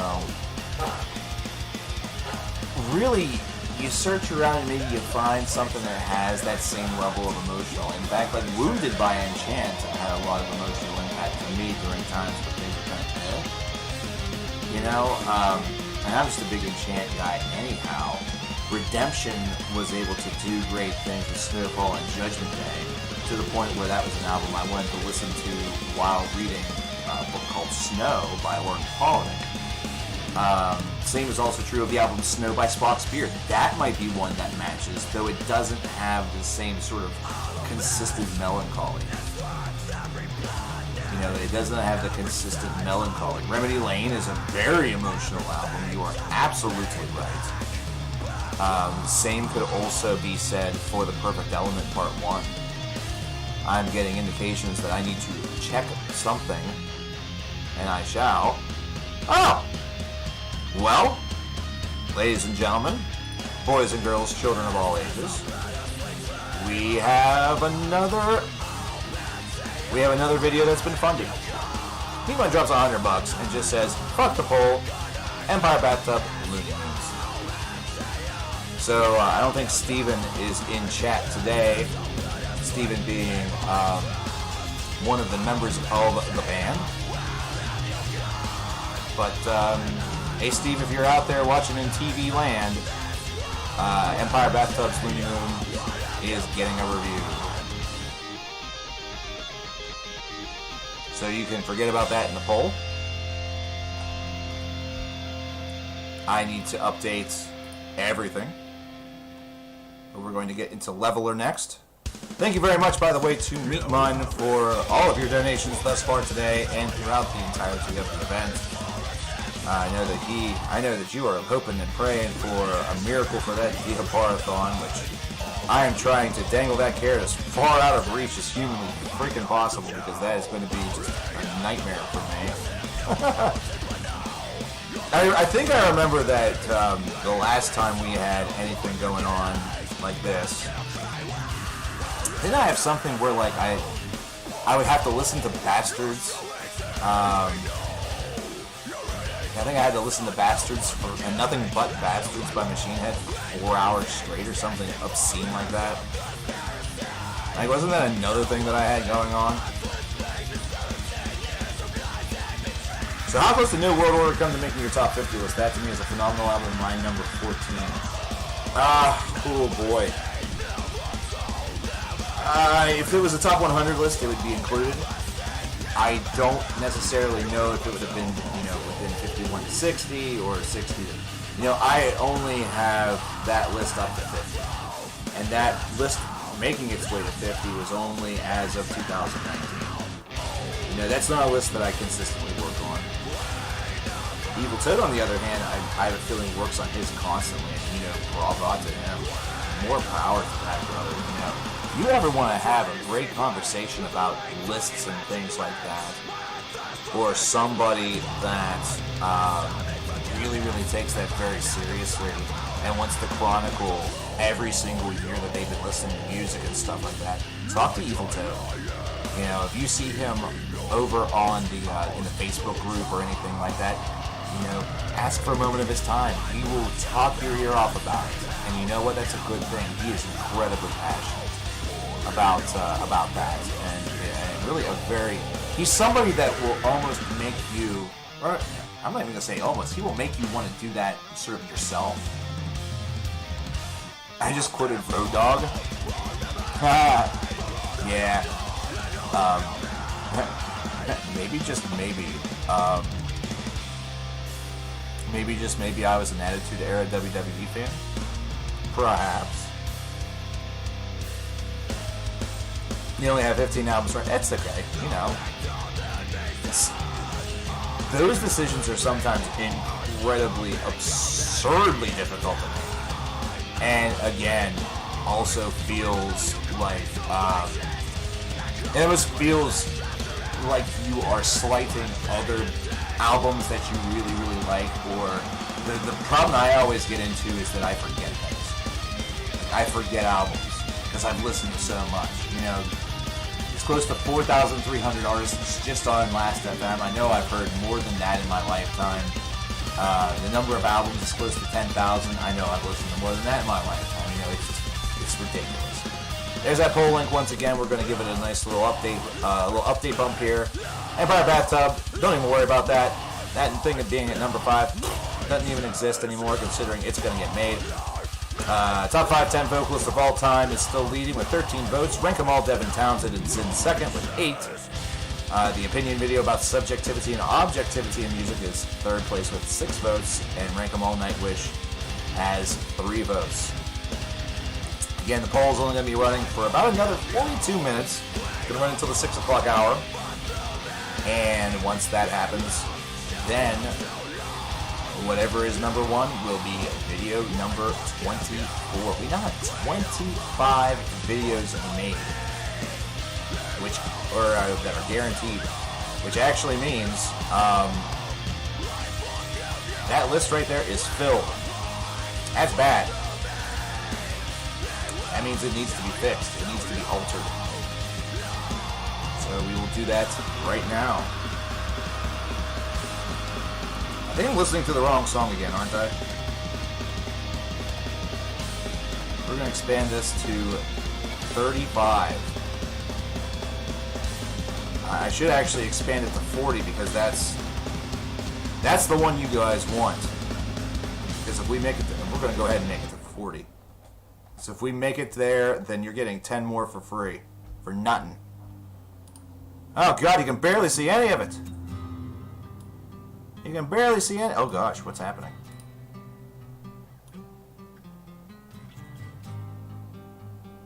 Wow. It is what it is. Everything's just, it's packed like little sardines. It's so funny. Anyway, we'll get back to that. But yeah, I am putting myself in such a pissy position with this Diabarathon.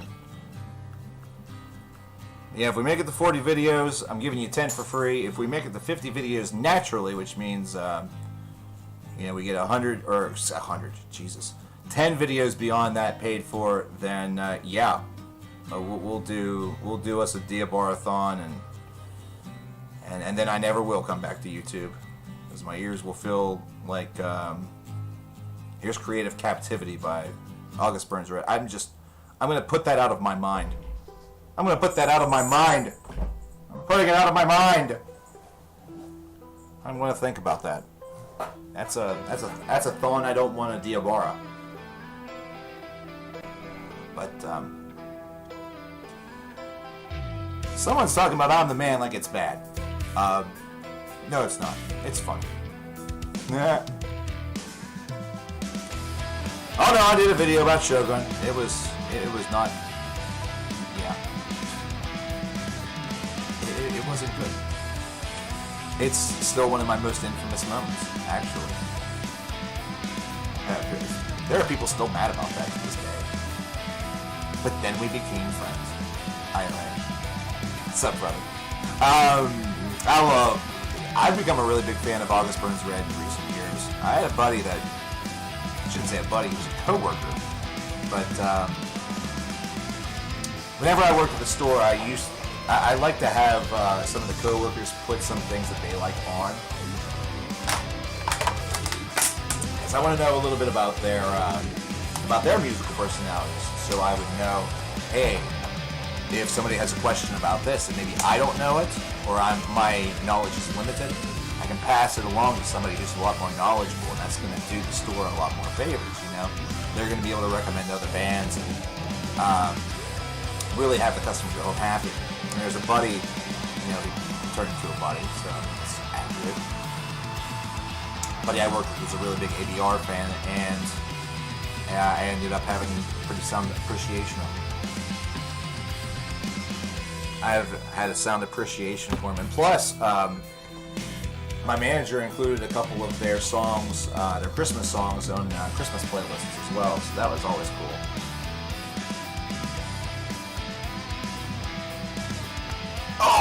Oh my gosh, yes. We would be listening to Disillusion, The Oblivious Scars. We would be listening to Dream Theater, Agalok, perhaps more Agalok. Hey, have you heard the Agalok? Winter Sun, Vector, ABR, obviously, as of right now. I'm fighting with you to get control of that CD player, damn it. I'd have to tell you, listen, I know we love heavy metal and everything, we gotta play some other crap, or else this place is... all the pop fans are gonna get scared away, and we're not gonna make no money! We're not gonna make any money! Ah! Do I ever listen on purpose to popular Christmas music? My favorite Christmas album of all time is Christmas by Michael Bublé. So, yeah, I do. From time to time, I do. Mostly during the season, obviously. I am not somebody who is poisoned by All I Want for Christmas Is You by Mariah Carey. Mostly because she was my first ever celebrity crush back when I was but a young CKN. A CKN of like 10. Oh yeah, I can't forget the year on I've had to listen to and endure a lot of crap, I will give you that. One of the very first CDs that I remember ever playing, this was back whenever I was extremely young. Like, my parents, like before I got a boombox, like a stereo system, and started collecting CDs, my parents had a lot of cassette tapes. Mostly my dad, because he at one point worked at a radio station and got a number of cassettes. Mostly oldies, stuff from the late 50s, the 60s, and, he had one or two from the 70s. Like, he had I think the latest tape that he had, year-wise, was a Diana Ross album from 1982. But for some reason, once they got a computer. You know, they got a computer with a CD-ROM drive. The first 3 albums that he got were Christmas albums.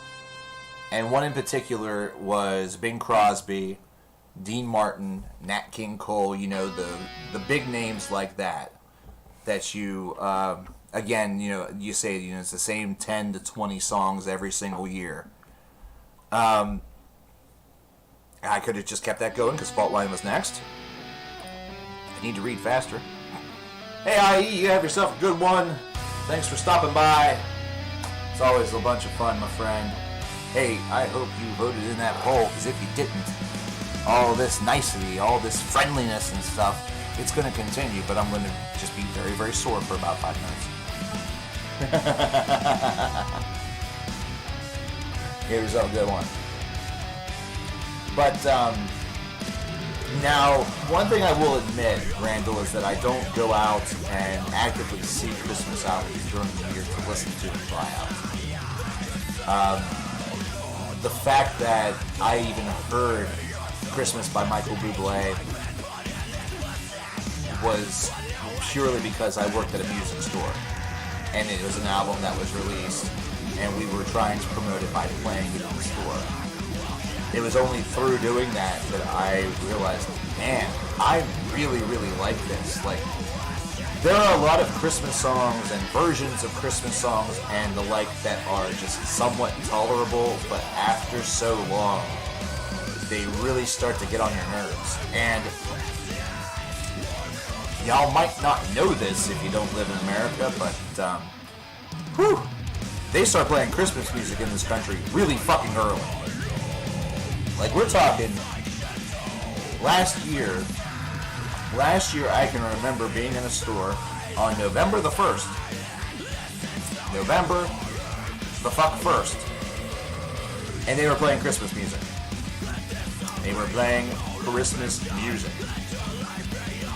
And immediately my thought was, well, I can understand why people think the Indians are discriminating against. But they might as well be discriminating against the Pilgrims too. Because both of those sides don't exist. Thanksgiving, why do we eat turkey?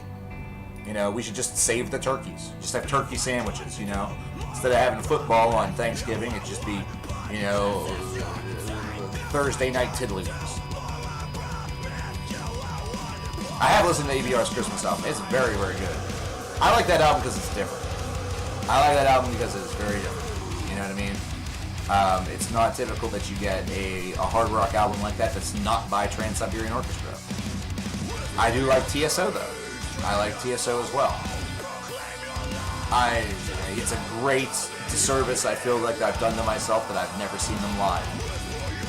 And I'm not sure if I were to see them live at this point, if it would have the same punch. Because Night Castle by TSO is incredible. It is a really, really good album. It's not 100% Christmas themed. It's more its own story. But it is an awesome, awesome album that has an incredible track entitled Epiphany. That if you're looking for an emotionally tinged song, Randall, there you go. Look up Epiphany by Trans-Siberian Orchestra. And really someone that was mentioning Sabotage earlier, they have the ability to do that as well, though it's in a very different way.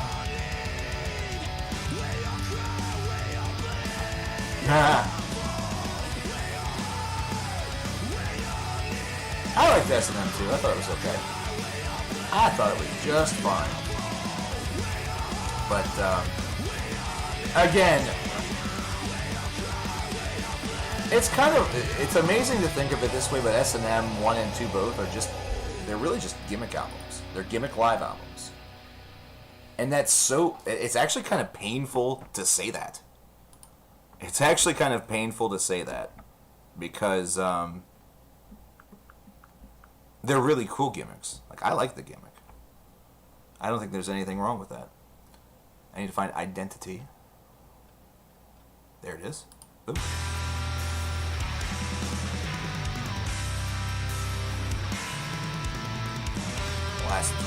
Last two rather, after this are off somehow. Why are we talking about Christmas albums in the middle of an early autumn? Welcome to America, Mara. Listen. My neighbor, that lives right back there, had her Halloween decorations out before August was even done. This is apparently the new American tradition to basically just urinate over any other holiday or month that exists prior to the holiday that they may find to be so fun. You know? And I was talking with Faith about this. I was talking with Miss CKN about this. It's going to get to the point where in retaliation for them putting out Halloween decorations in August, that means that Christmas decorations are going to be going up a week before Halloween. And someone's going to trick-or-treat as Santa Claus. And not say trick-or-treat, they're going to say, ho, ho, ho, have you been a good little boy or little girl? Give me some cookies. You know what I'm saying? It has been that way for years, you're absolutely right. It's not like this is any different, but this is the first that I've had that experience with. Whenever I was still living at home, this is over a decade ago, all of the neighbors were still of that old mind that you don't start decorating for a holiday until the month of. So for Halloween, you start decorating in early October, and you keep it up all month. Christmas is something that you do either, you might do it the latter few days of November if Thanksgiving falls on like a weird day or, a weird time within the month. Like maybe you have a couple further days after the weekend or something like that, or maybe you do that weekend. It's something that you do while you're glancing in at football games or something like that. I remember doing that whenever I was a kid with my dad. We would just, the Steeler game would already be done, or, maybe the Steelers had an off week, whatever it was. And then we would, take care of the Christmas decorations and bring them down and stuff like that while the late game was being played, or whatever it was. That was always the mindset of my old neighbors back back over at my parents' place. Back whenever I lived with them, like I said, a long time ago. Whenever I lived in those apartments, most of the people didn't even decorate. And whenever they did, it was just random. They just decorated for the fuck of it. It wasn't even really tinged or geared toward anything, because they were just going to put it up and keep it up, and then sometime 4 months later, they were going to remember it was up and then take it down. So that happens whenever you deal with a lot of drunks. But then this is the first time I've ever had somebody that's like right within proximity, to the point where I can turn around, and if these blinds weren't closed, I could see it. First time it's ever happened to me where I could reach out and literally see this type of over-excessiveness. And I swear to you, if this woman puts up her Christmas decorations for Thanksgiving, I'm not sure what's going to happen, but it's probably not going to be good. Exactly, Mario. Exactly. That is the truth. It now loses all of its meaning.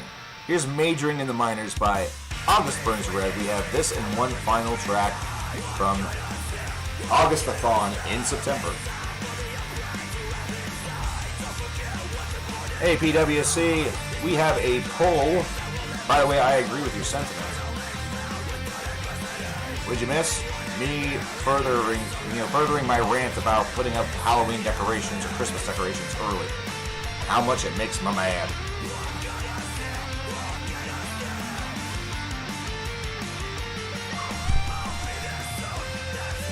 It makes me wonder. It makes me wonder if based off of that means this woman is going to expect to have a great Valentine's Day with somebody, And then whether or not that happens or not, like the very next day, she's gonna get home from work and she's gonna start decorating for Easter. You know, like one day her house is gonna be all hearts and I love you and Cupid and fucking yep. And then all of a sudden the next day, I will come home from work or from the store. And Peter frickin' Cottontail is going to be everywhere, and there's going to be bunny shit, and eggs, and baskets, and a big old cross for Jesus, for Jesus. Anyway, the video's coming soon. I'm hoping to get to some filming this week. I was hoping for that over the weekend, but that became very unable to do so. So I'm hoping soon. Again, with these Videomanias, usually we focus on the streaming during the event itself, and then videos come after. I was hoping to get a little bit above and ahead of the curve this time around, but asking to do that, sometimes it's a big ask. Excuse me. I know this week is this weekend especially is going to be weird. It's going to be interesting because this weekend, I mentioned earlier, I have a couple things going on in preparation for a big time renovation that's happening for a garage. I'm hoping that means that after that's done, I'll have a lot of time. No, we don't celebrate Midsummer. No. We celebrate Independence Day and July the 4th, or Flag Day, or fuck, what else? Yeah, now I feel like I need to watch High Plains Drifter or something. I feel like I now am legally required based off of that to watch a Clint Eastwood movie. Sounds like I'm telling an epic story. I am telling the epic story of nothingness. The epic story of Mark being pissed off that people put out Halloween decorations or Christmas decorations earlier. If I lived alone, you know how many decorations I would have for my house for Christmas or for whatever? None. I might not even have a Christmas tree. Either that, what I would do is I would get one of those little scented pine trees that you put in your car, and I would put it on a nightstand and be like, bam, put the presents under there, Santa. Dimensional, yeah, we are back to doing some streaming. We are going to have some videos here soon as well. We've all been driven by the fans. Everything is like the fans. Forest Seasons, probably Winter Sun's weakest. That's probably their weakest album, if I'm being honest. Here's Everlasting Ending, the ending of our everlasting August Burns Redathon, Augustathon in September, Christmas in July, Hanukkah in Pittsburgh. I don't fucking know.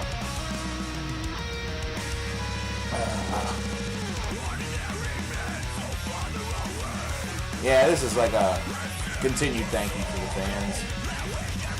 Yeah, if we make it to 40 videos funded, I'm giving away 10 for free. If we make it to 50 videos funded, not including the 10 for free, obviously, we're going to do a Diabarathon, and then I never will come back to YouTube. You want to disagree on the Winter Sun topic, but you can't. It's okay. Which do you think is their weakest meat mark? Oh yeah, it had good... Listen, the Forest Sessions had good stuff on it, but whenever you compare it to self-titled at the time one, it doesn't quite compare.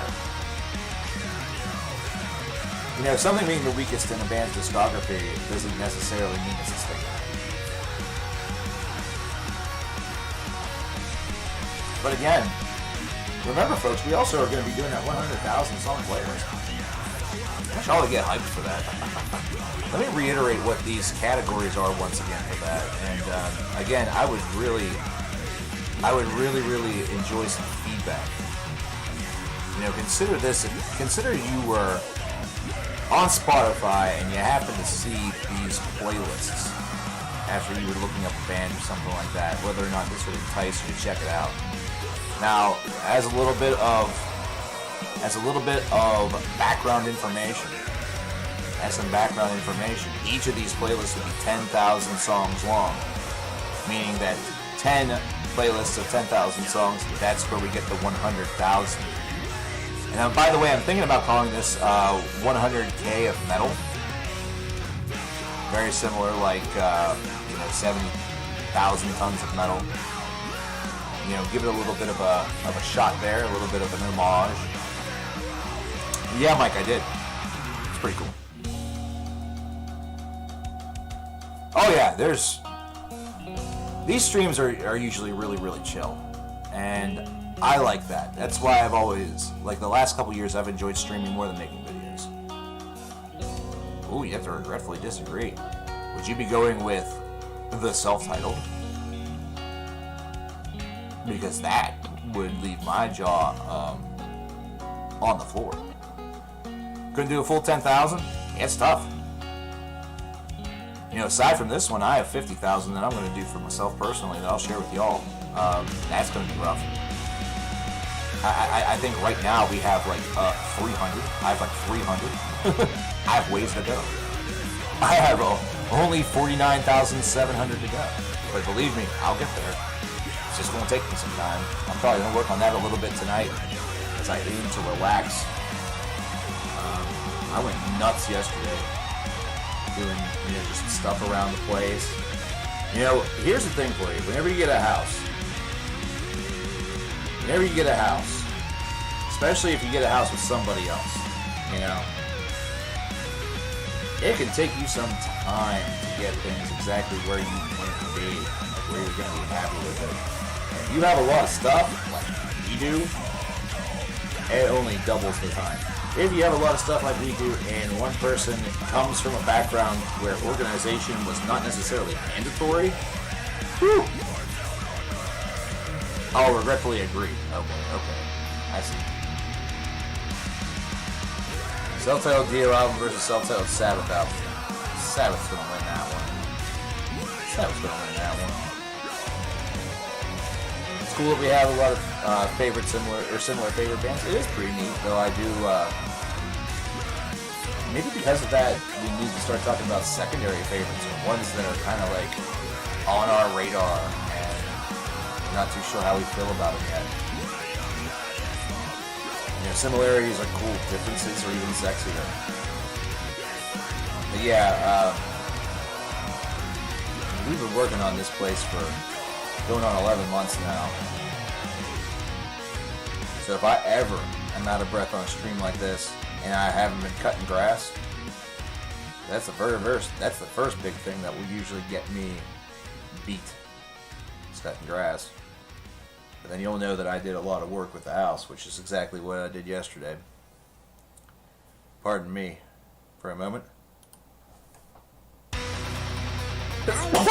As I hit the wrong button.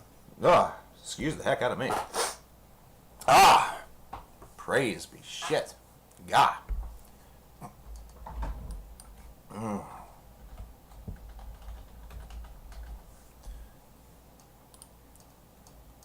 Gotta listen to this prologue from Looney Moons, or from Empire Bathtub with Looney Moons.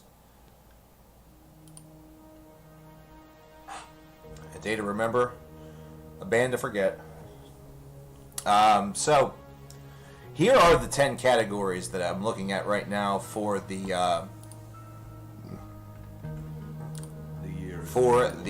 10,000. And once again, I would like a little bit of feedback. I can be handy. I am not. I'm far from like a Bob Vila type where any problem that happens, I'm going to be able to take care of it. I'm not like that. I'm not like the stereotypical American dad dude. First of all, I'm not even a dad. I'm a cat dad. But my DIY skills are certainly something that could use some improvement. I'll just say that much. But here are the 10 categories. 10 categories that I have right now for the, the 100,000 tons of metal. If Boss wasn't the last man alive, Number 1 is thrash metal. guitars would be gone. Number 2 is black metal. God is nothing but a constant Number 3 is annoyance. death metal. 4 is power metal. Recently, Tars had Snake, set look out the behind you. definition of a song. Number 5 is classic metal / new wave of British heavy metal. It said something about a musical Number 6 is progressive / avant-garde metal. 7 is post metal / black gaze. spent all their last resources Number 8 trying is to groove metal, metalcore, and deathcore. but he knew 9 Boss is was sludge / doom / stoner metal. about to waste everything Number 10 he is had gothic for man. / dark metal. No, Again, I do feel that maybe we have some glaring, mankind. some things that are not present that need to be. Deceived him. I'm not really too sure. Originally, number 9 was hybrid metal before I changed it to sludge / doom / stoner. That's a whole entire subgenre that has had 0 representation, and that was bad. Boss, That was damn bad. habitable planet. Because, stone metal of doom exists. Some fucking band or CD or something. Not sure how post metal and black gaze coincide. Mostly because they are sometimes used interchangeably. There are some post metal bands that also have black gaze qualities. So, black gaze bands are often given the post metal name as well. That guy sounded like Beavis. Hey, Beavis. Hey, Beavis. What? Want to get some CDs? That was my pathetic Beavis impersonation. It's not good. In fact, it's pretty bad. It's pretty bad. Could you publish your mid-year list somewhere so I can read it? Or maybe I could send you my email address in chat and you can email it to me. Just send me an email. Just send me an email at the name of the channel at gmail.com. And I shall reply with the list. I shall do that. Worst metal ever. Yes, folk metal is not represented within that. That is a glaring miss. Okay. Well, that is something I will have to see how we can resolve that.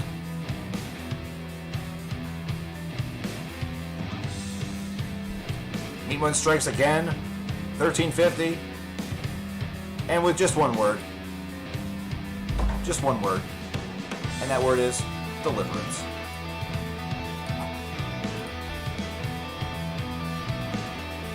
And we know that's going to happen. We're just going to drop that and make that a 19 as opposed to a 13. Medieval Discards, are they a death metal list or a prog list? I honestly think that could be... I would put that probably in prog. I don't know, what do you think? See, there is where we're going to have some of the biggest sort of issues, or some of the biggest, man, where does this go? And that's going to be cool because it's going to give us the opportunity. It's going to give us the opportunity to have discussions about this in chat. And, we'll be able to determine those things together. Either that or it's whatever. We're going to have some things that are going to be left out. Either that. Now, here's the nice thing that we do have. I'm actually going to propose to you guys a bit of a wild card. And I think this wild card could be just crazy enough to work. Because Maru came with a terrific point. Folk metal is not represented anywhere here, and that is bad. I guarantee you, Maru could probably give us at least a couple thousand tracks of folk metal by herself. I'm gonna make that bet. So I think what we're going to do, I'm adding hybrid metal as number 11 and folk metal as number 12. Because you know what? I picked 100,000 because it was a nice, neat, round number. But we could go 120,000. Hell, we could go 150,000. So if we're going through this, like, I'm going to keep metalcore, deathcore, and groove metal. I'm not going to break those down. Because we want to make sure we get as close to 10,000 as possible. Okay? Agalok would be extremely difficult to place.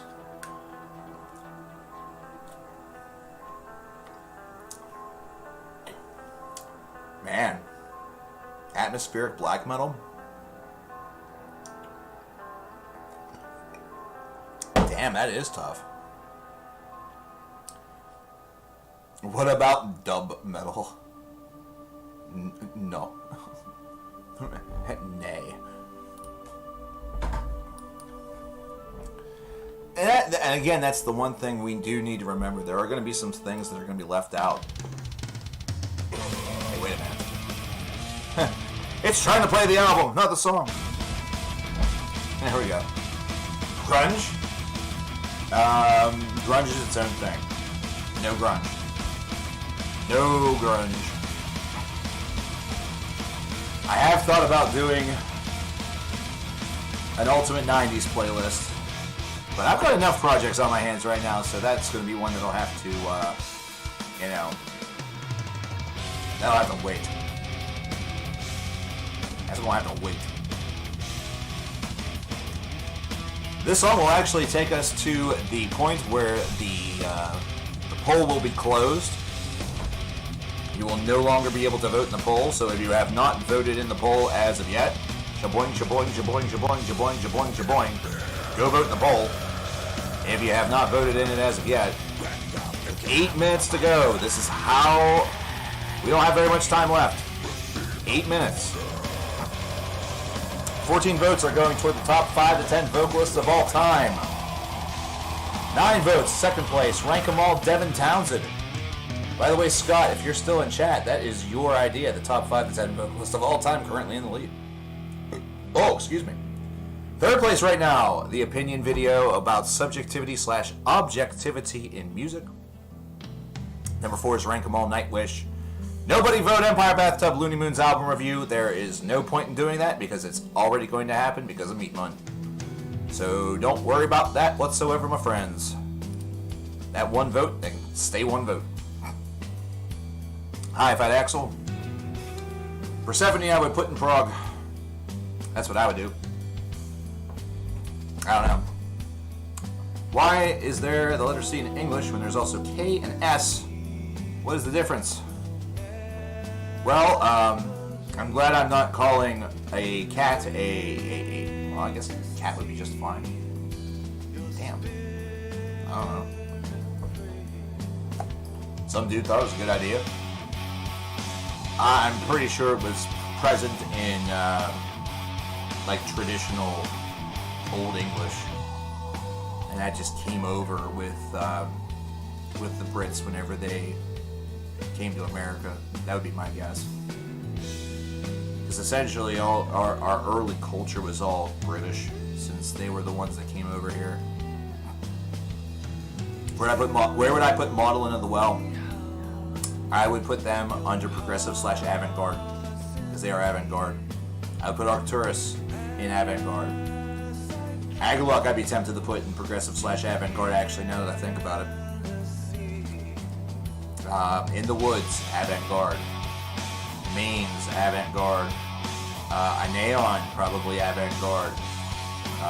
Hail Spirit Noir, probably avant-garde. 12 hours of load, reload, saying, or final cut on repeat while tied to a chair. The most uncomfortable part about that would be being tied to the chair. Dream Theater is black metal? No, it's thrash, duh.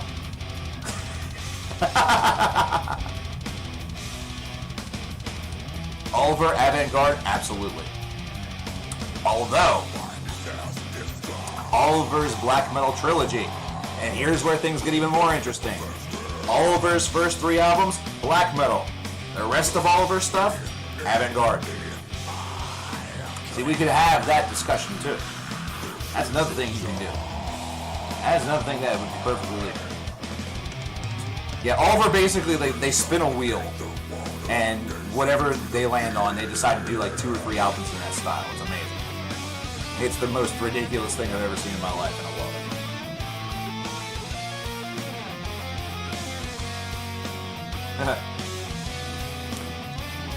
What about country metal? No such thing. Aside from Hank Williams III and Assjack. And, what was it? Alabama Thunder Pussy. They're not even country metal. Come on.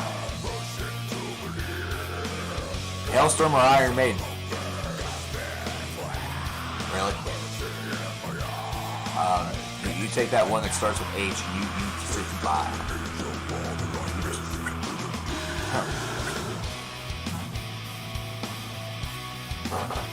Lizzie Hale could be the hottest woman on earth, the Queen of England, the greatest guitar player I've ever heard. She could basically be Yngwie Malmsteen having a baby with John Petrucci, having a baby with, God, and Iron Maiden.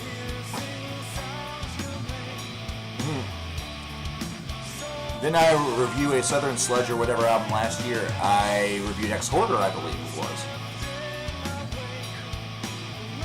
I reviewed the band that everybody calls Pantera Clone. And they actually made it to the top 50 list because it was a good album. Although the lyrics at some points were very juvenile.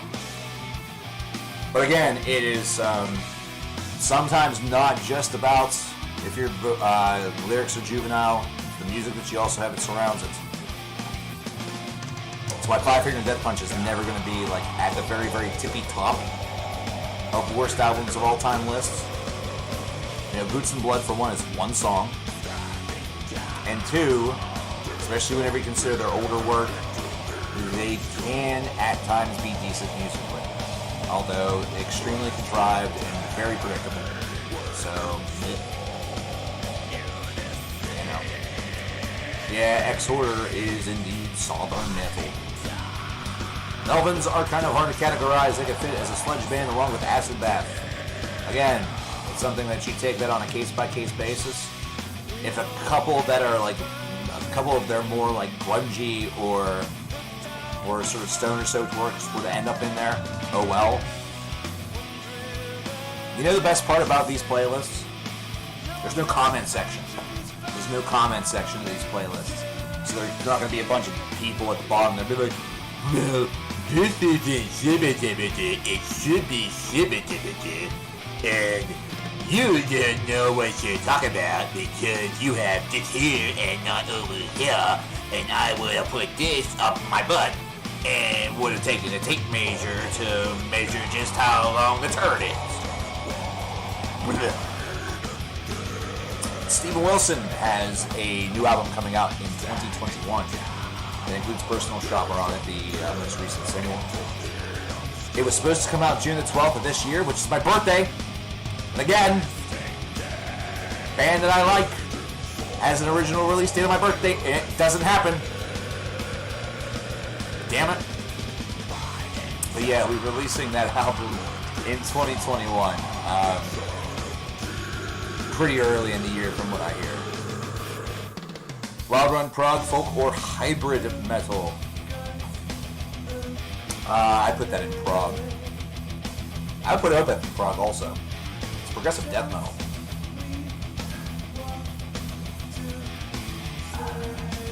Because, like, would you actually put Opeth in death metal? And of course, also, another question is going to be, what if bands end up on different lists? Like, what if bands show up twice? Or am I going to, like, castrate you for that? Nope. I'm probably not going to moderate this at all, which is probably a mistake.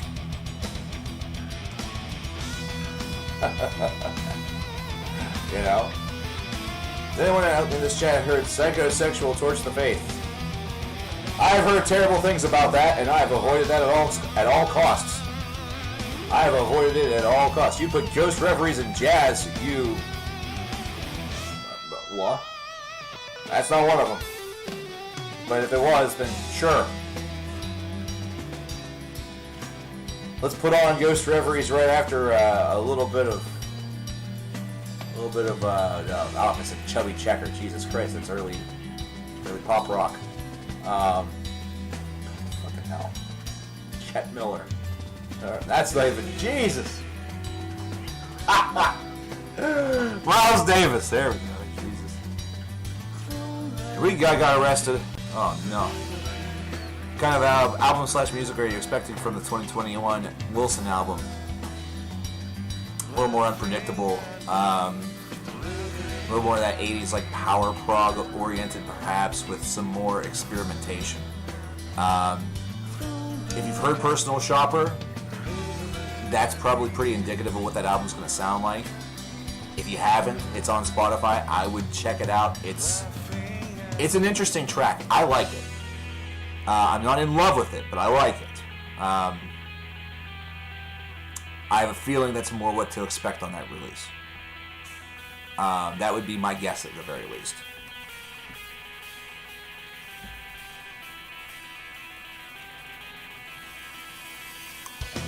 But anyway, I do believe the poll is over.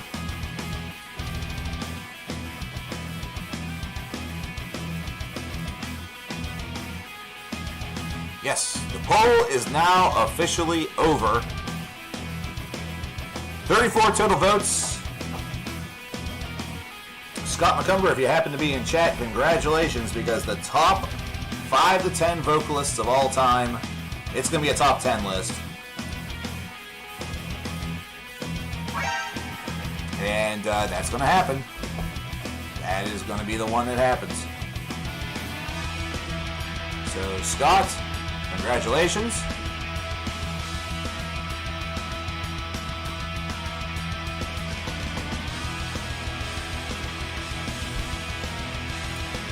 Poll link in there as well. I need to go to the right list. God damn it. That's cool. Hope you smoked the artichoke. So, video number 24 officially top 5 to 10 vocalists of all time. It's going to be a top 10 list. Ladies and gentlemen. So, congratulations to Scott.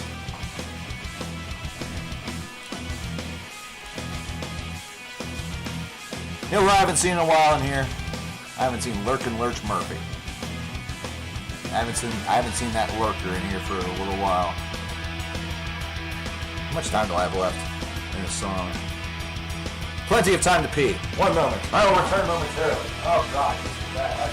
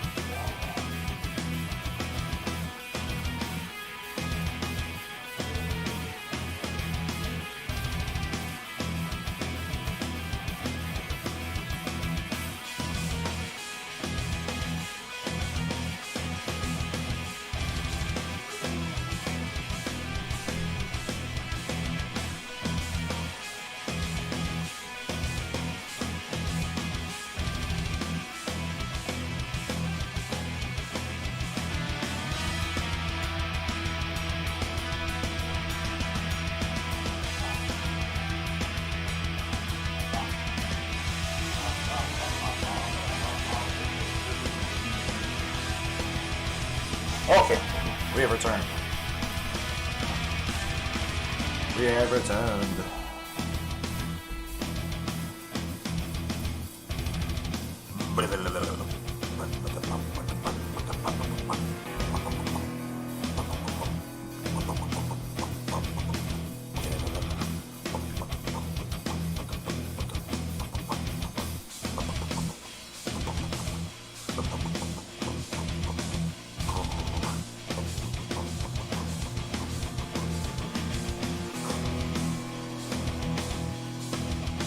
Someone else put on that Miller or whatever she can. This is jazz.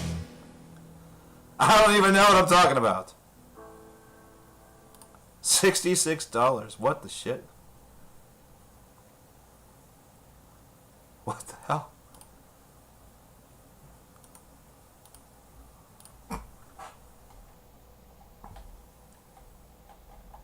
I am so confused. I am so confused right now. I don't even know what I'm supposed to be playing right now. If anything. $66 for a Meat Mun. Thanks, man. I don't even know what the hell to play. Either way, I'll probably have to make it the next time. Or be dropped for next time. Shaped for next time. Left for next time. Oh! he wants the full album. He wants all of Deliverance. Ow. Ow. You want all of the... no, not all of the... My brain, it's dumb. My brain is stupid. Oh, man. It's Opeth, though. I'm left with a conundrum. I am left with a conundrum. Fuck it. Here we go. Ghost Reveries, Opeth.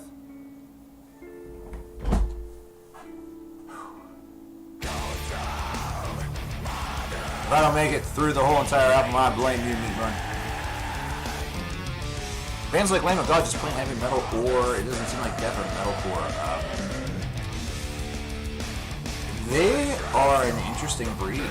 Technically, the part of what they are from is the new wave of American heavy metal. They're kind of more of a thrash band in some ways. That would be more of a groove. I would almost include that with groove, metalcore and deathcore. Like if I were to put them on a playlist, that's probably the one I would use.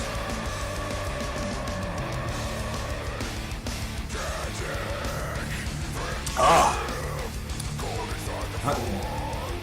I can't blame you for making me listen to Opeth. I mean, it's not like there's a gun to my head.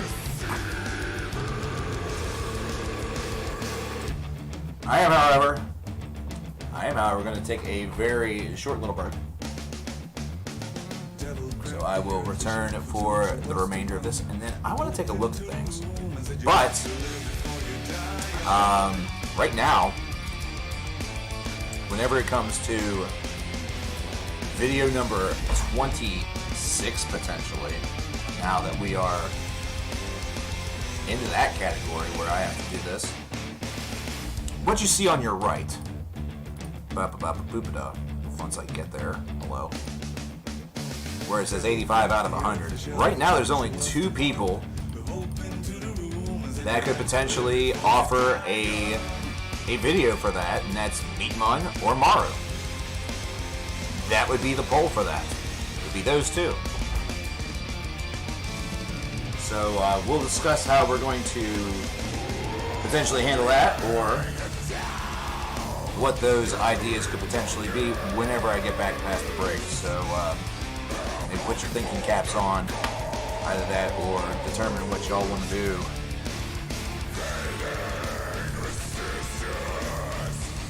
I just want it with me.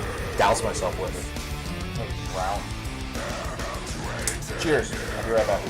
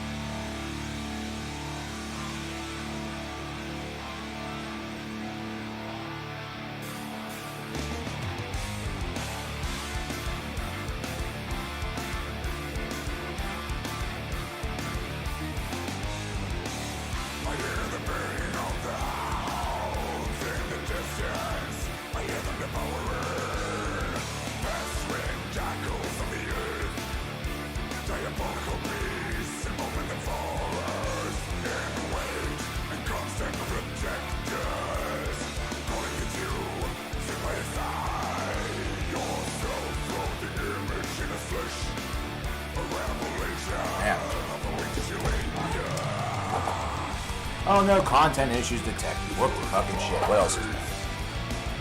Well, it might just be the 22 of us listening to this, but that's alright. It's a good album, it's worth it. Now, I was thinking while I was out there, the whole reason why I wanted to divide this into categories was twofold. The first of which being that it would be helpful for those who are maybe looking for something specific. The second of which is that it would avoid bands being on there multiple times in multiple places. But considering there are a lot of bands out there that are becoming increasingly harder and harder to classify, it is going to make it very challenging in order to maybe determine where they should be. It's an interesting conundrum to have. Interesting problem. interesting question that we are going to need to answer before we get started with this. Try to see if we can get as many solutions as possible.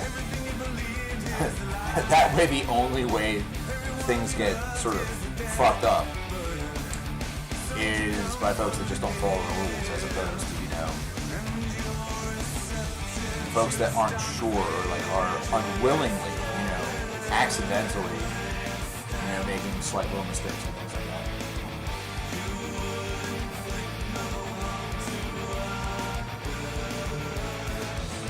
So it's going to come with a very curious, very curious packaging problems. And we also are going to have to be able to try to determine, hey, what of the early days when that classic metal / new wave of British heavy metal is classifiable as such, and what falls more so under the classic rock platform.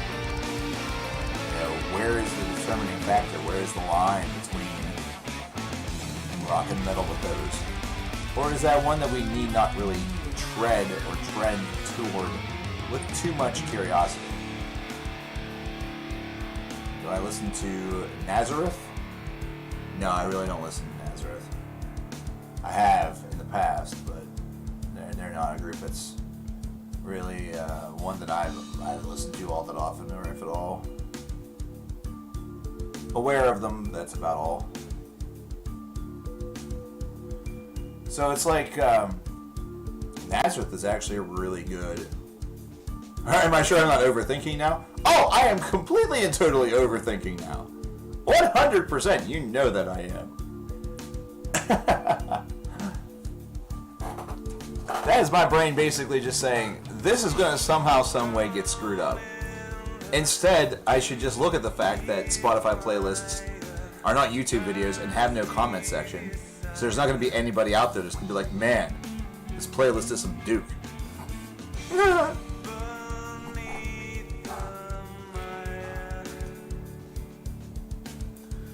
People do only know the singles for Molly Hatchet. You're absolutely right.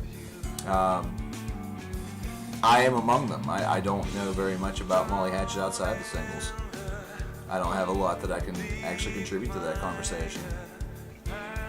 I actually know more about the Allman Brothers than I do about Molly Hatchet, which is sad considering my knowledge of the Allman Brothers is pretty limited.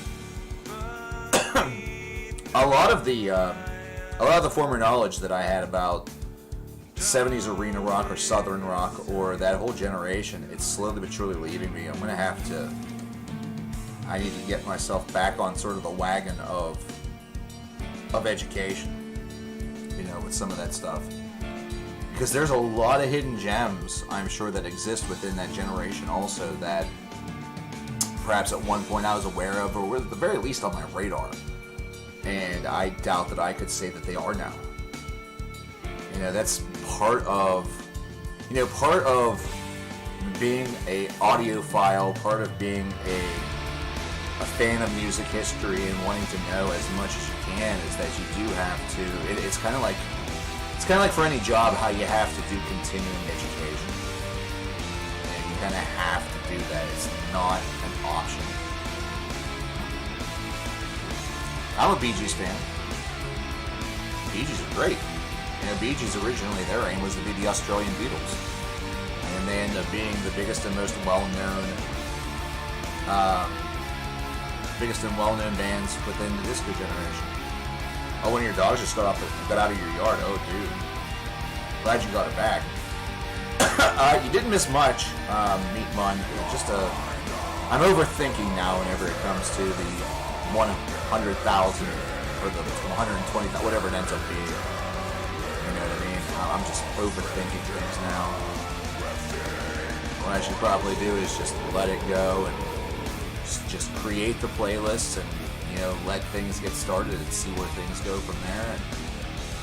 And again, like I said, remember the fact that Spotify playlists do not have comment sections.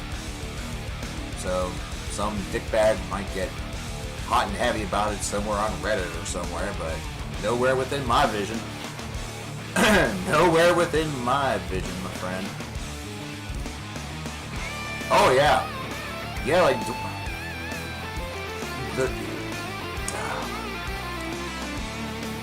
not even talking about Dwayne Allman specifically, but another gentleman who is highly regarded for this generation is Derek Trucks, who has a project with Susan Tedeschi, which is incredible. That's the Tedeschi Trucks band, which is hard enough to say. I remember selling a lot of that stuff, like a surprising amount, for a group that I had never heard on local radio, or even like regional, big city radio. And there's, a handful of classic rock stations around here that do tend to play newer things whenever it comes out. But Tedeschi Trucks was not one that I heard anything from. But yes, you're absolutely correct about Dwayne Allman. I mean, he has an extensive discography and is one that just... And I love musicians that are like that. That's why I'm such a big fan whenever I see musicians having various side projects or willing to lend a hand on so many different projects outside of their own. It's a weird feeling whenever you're like so gridlocked into one project that you're almost victim to your own circumstance, where you are locked into a certain style. There's a lot of fear out there if you trend away from that style, that you're going to lose the fan base that you've got, or that there's going to be a backlash to it. It's not going to be as well received. There are many fans out there that whenever they see names, they have expectations. So one thing that was always it's always been really interesting to do, but especially since I started going through the 1180 and was playing through all that stuff, and you do a little bit of research and you look on the metal archives or whatever, you go to official sources and find out what other groups that maybe those players have been a part of, or other projects that they have going on, and you notice that in heavy metal, there are very few artists that are just on one project, or there are very few artists where that is the only thing that they do. It's become an increased rarity. We're not talking just like, Jason Newsted was a part of Flotsam and Jetsam, and then he was a part of Metallica. He did stuff with Voivod. He did stuff with Echo Brain. He did Newsted, and he was a part of Probot with Dave Grohl. We're talking, the rarity is the James Hetfields, where their main project is Metallica, and that's basically been the one and only thing that they've done, with some exceptions. Some of these guys, even if it's not making music with other guys, they're at least doing live gigs with other bands, filling in, helping out, or they're doing some guest spots. Guest spots and all of those features, we so often attribute that more so to hip-hop and pop music and these, big dramatic albums that have, the track listing also comes with like a bibliography of all the different people who are on it. To the point where you're wondering, geez, how much does this actual artist, the artist whose name is on the front of this album, how much did they actually do on it? But heavy metal has that too. It's just, it's not as forward and out there, in the public. It's not something that's draped all across the back of the album or the front of the album, to be honest. Instead, that's something you see inside the liner notes.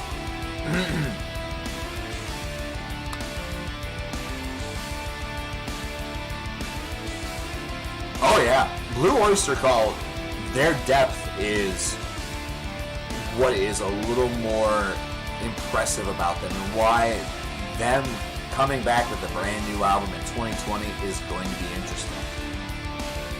I put them sort of in the same league as Deep Purple, as they're a group where You're not going to have a lot of expectations for them because of their age and how long they've been in the business. But they do have the capability to come back with something incredibly solid and surprise you. You know, because Deep Purple's actually been on a pretty good run since 2014. You know? They have put together some pretty good discs over the course of the last 6 or 7 years. You know? Surprising to some.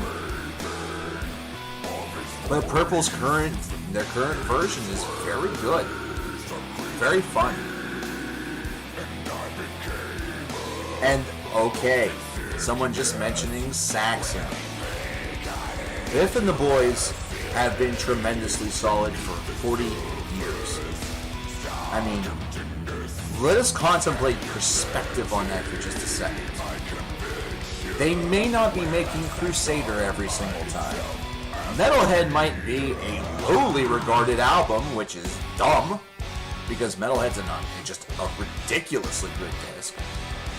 You know, the stuff that they've put out over the last 15 or 20 years might seem a little similar, but you know you go into a Saxon album, you know what you're getting, and you know that it's going to be a pretty decent quality. There's going to be a little cheese here and there. There's going to be some songs that feel like it was made just for the road crew. It was just fun to them in the studio. They're of advanced age. What do they care? You know? But they're still putting out good music. They're still putting out really, really good tunes. And Biff still sounds awesome. You never heard of Saxon? Oh my gosh. I'm sitting here talking about Dio and Black Sabbath, and there's Saxon right there in the background. Right there in the background, releasing metal classics, man. Solid Ball of Rock, Crusader. You know, Metalhead didn't come until 1999, 2000, but whoo, man, is that album awesome. That album is so freaking cool. What about Death Angel? Death Angel has made a great comeback. Favorite Opeth follow-up song, Watershed and Previous. For My Arms, Your Hearse. If you win for Watershed, it's the Lotus Eater. Underrated song off of My Arms, Your Hearse is Karma. Tremendously underrated. That soft intermission right at around the 4-minute mark gives me chills. I love it. It is an impossible piece to not hum along to, or not vocalize to, even though there's no lyrics. It's awesome. It's crazy. Favorite Saxon album? I'm going to be the outlier here. Crusader's an amazing disc, and it's definitely one that deserves the accolade, but I love Metalhead so incredibly much. Like, it is kind of repulsive how much I enjoyed that album.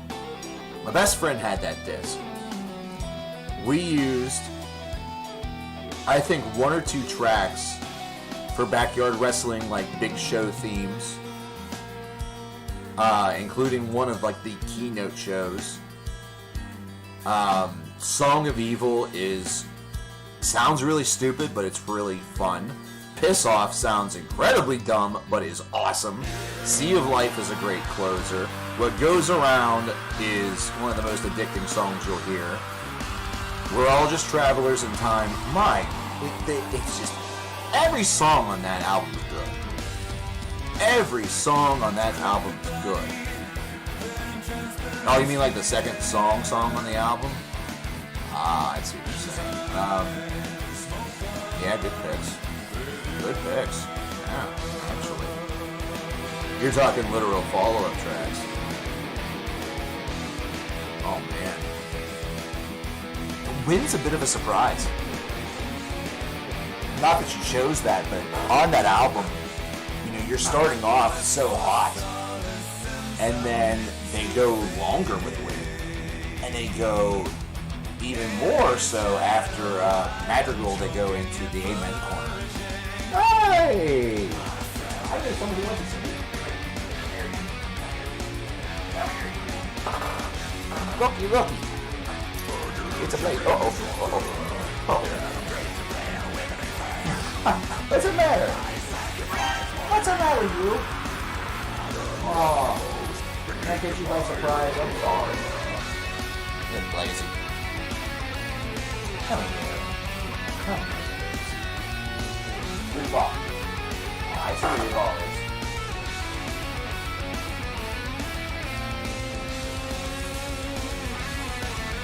Where'd you go? Where'd you go? She disappeared. She disappeared. Oh, yeah. By the way, most effective cat toy in history. Oh! You wanna know where she's at? Let me show you where she's at. Before I break everything. There she's right over there.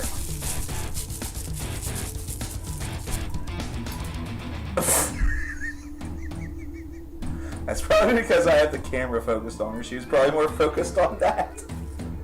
But now she's gonna bring it to me. Now drop it. Drop it. Uh-oh. You dropped it? No, I didn't see. Oh, nope. Yeah. She's gonna go grab it off of that. She's gonna play with it. There she is. In her mouth. Down. Drop it. Drop it. Oh. Almost in my hand. She did that earlier today. She's so happy. She is so happy. Oh, nice catch. Nice catch. That's well done. Drop it. Drop it. There you go. Alright. See it? See it? Go get it. Unfortunately, they don't travel very far. Okay, one more time. One more time. I've been wondering about you. You're the real star of the show. I'm just a vessel. See? See? Go!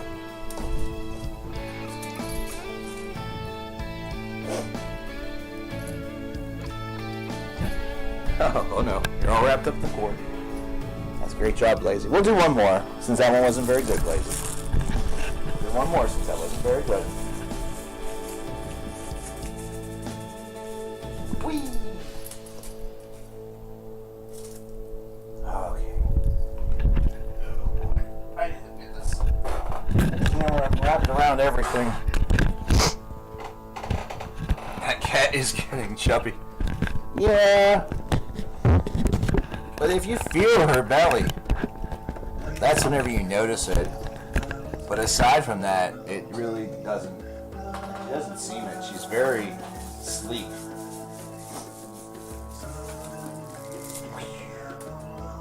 Uh-oh. Of course, you do the really cute thing after I put the camera down. You know, always how it works. No, it's a female.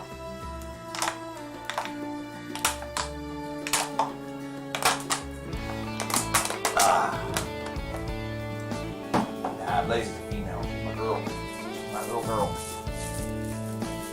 She's my little girl.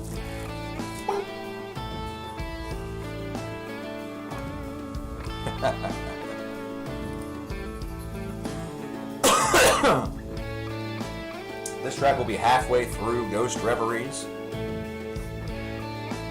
We'll have 4 tracks to go. Drop it. There you go. Good girl. Although I'm going to try that one all the way over there. That's magic.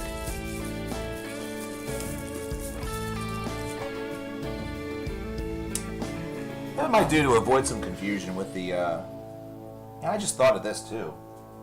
Does every playlist in the 120K or the 100K or whatever, does every playlist have to be 10,000 tracks long? Like, do we have to do that, or... Oh, excuse me. Or is it something where we just go as high as we can? I'm totally overthinking right now, Maru, before you ask. Or should we just say yeet and just go for it in its current version? Probably just say yeet.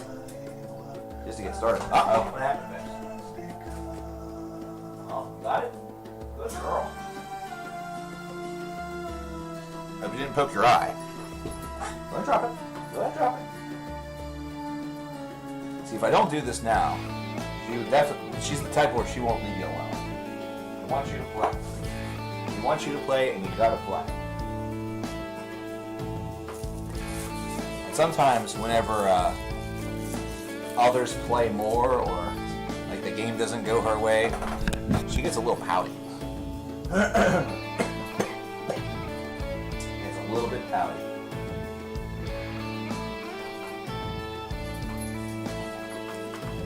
There's an easier way to do this. No, that's not gonna work. Okay, this is the last time, Blaze. Okay? This is it. There you go. Something else caught her attention. I kind of hear too, actually. I have no idea what that is. But oh well. Either way, that was fun. I remember when my cat used to play like that, then she got old and lazy. Oh, that heat. Yeah, oy. Heat is a killer, but I worry about them so much in the cold. Like the ones I see outside. I worry so much more in the cold. Because if it's hot, like if there's one that wanders outside. If I know it's going to be tremendously hot, I never see the cat during the day. The only time I've ever seen this cat is at night. So I don't worry about it during the day. But at night, I know that it will cool down enough where it'll be at least comfortable. So I don't worry too much about it. But I know that I could put out like a little, little cup of water or something. That way, that cat could take a little drink. I don't worry about food because it's plenty plump. So I don't know if the cat that I see outside has an owner and it just is allowed to go out at night, or if it's a stray that just is eating really, really well. Because there is a lot of like little wildlife and stuff around the area. I worry though about the cold because it isn't all the time, but we usually have at least a 1 to 2 week stretch up here in Pennsylvania where it does get brutally cold. Not brutal by comparison to a lot of other places in even just this country, so I'm not even going to say that that's accurate. Some of y'all could probably tell me about some numbers that would make my bones chill just by the thought. But, you're a byproduct of the environment that you're used to and that you live in, as opposed to it being a true comparison point, you know what I mean? Like, if a cat is used to temperatures that are, usually from the high 80s, low 90s, to maybe like 10 being the worst, and then all of a sudden it becomes minus 10, with a wind chill of minus 25 or minus 30, I mean, that's a huge difference. You know what I mean? So it's not like, it'd be the same way if it was, you're used to the crest being 90, and all of a sudden, for no reason, 1 week it's 110 degrees.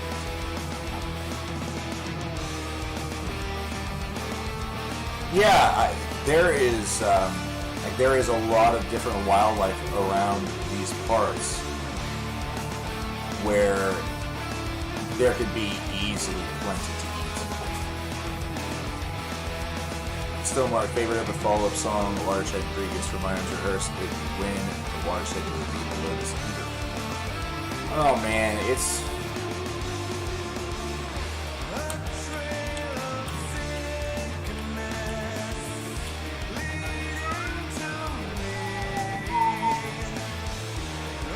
You brought up Bleak earlier.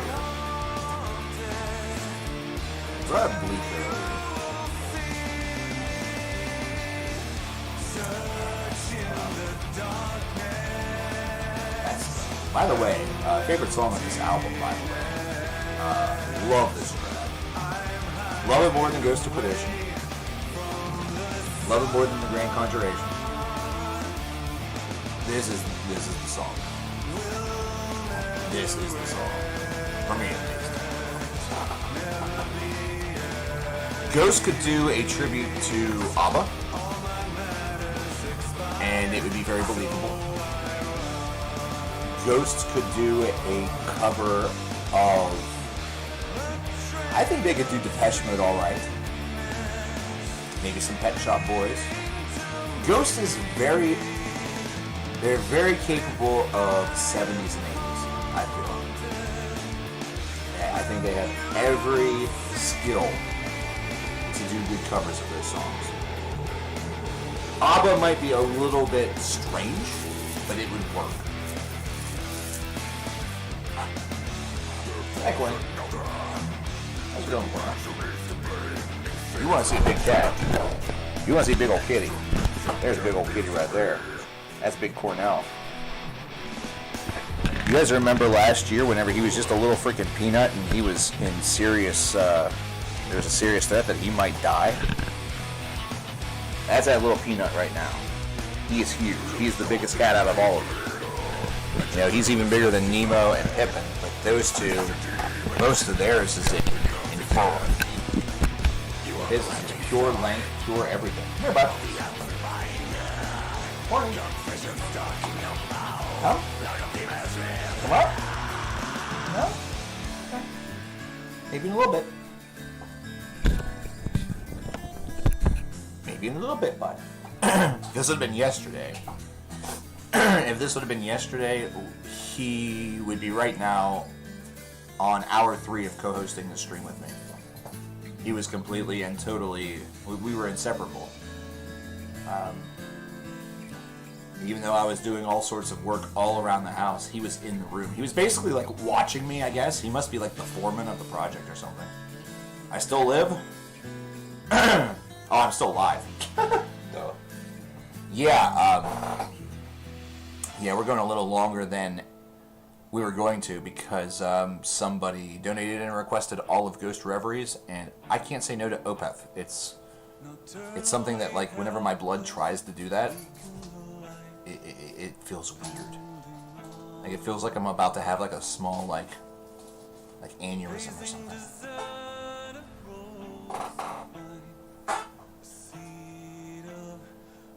But, any good bands to listen to? Go. What have I listened to recently that I've been high on? Love the new Oliver. Moonstar is incredible. That's not new. They don't have a new album. Let's go to one of my other playlists. 2020 releases. Thursaz. Thurisaz.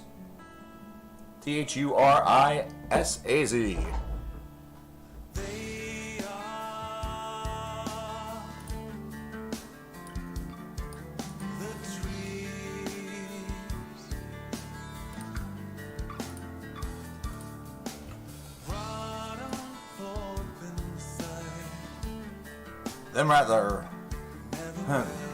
Trees. Anytime I want to breathe, I just thank a tree. Tree.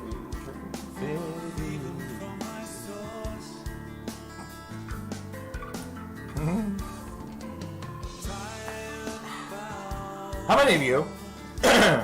How many of you have checked out the bands associated with titles of Opeth records?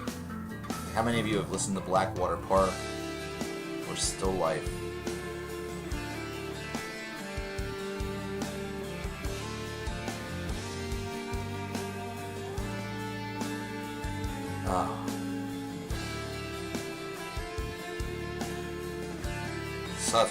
Subtle eargasm.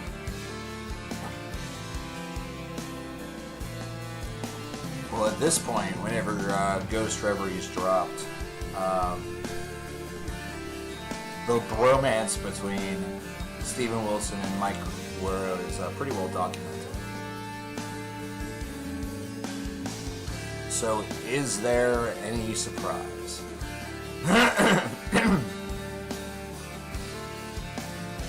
Basically, that bromance only made the band even better. Imagine if Opeth covered Master of Reality and the self-titled Sabbath album. If I may be so bold as to say, covers are not always Opeth's strong suit.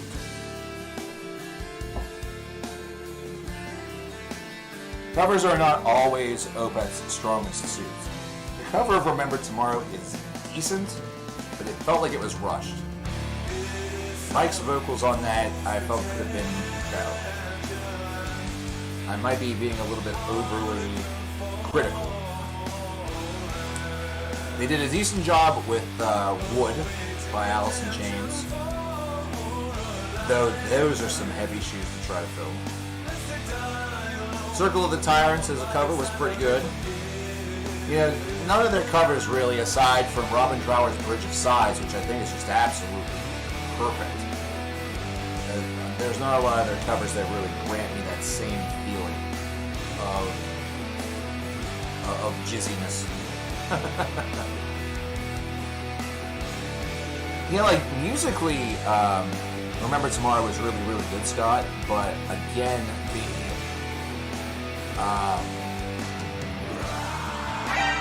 I feel that vocally, Mike could have, it's like they just need another take of it. Basically, it's between Under the Weeping Moon, The Night in the Silent Water, When, Godhead's Lamenting, Bleak, Deliverance, In My Time of Need, Bang of the Hounds, and A Lotus Eater. Well, if I'm going straight off of Last FM plays, if we would be doing that, I'm pretty sure Godhead's Lament would get that. Though, allow me to discover that for gospel.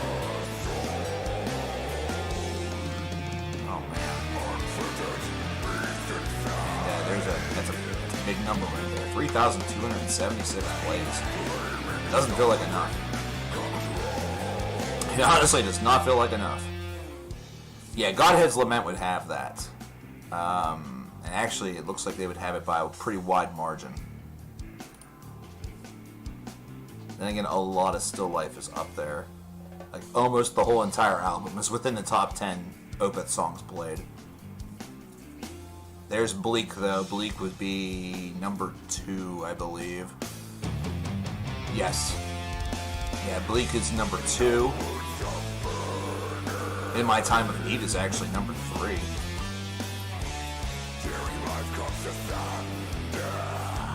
There's When at number 4.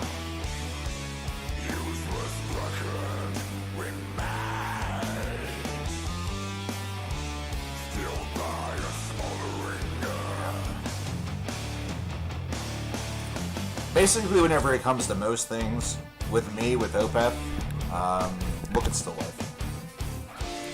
The answer often exists within Still Life. Wait, what's wrong here? What's wrong here? There are a couple of scrabbles of Reverie / Harlequin Force that are incorrect. Are you serious? What seems to be the problem here, Ossifer? What seems to be the Ossifer problem? This will not stand. I disagree. I disagree. I object. Oh, I see. It's down to a simple formatting issue. That's kind of dumb. That's kind of really, really dumb.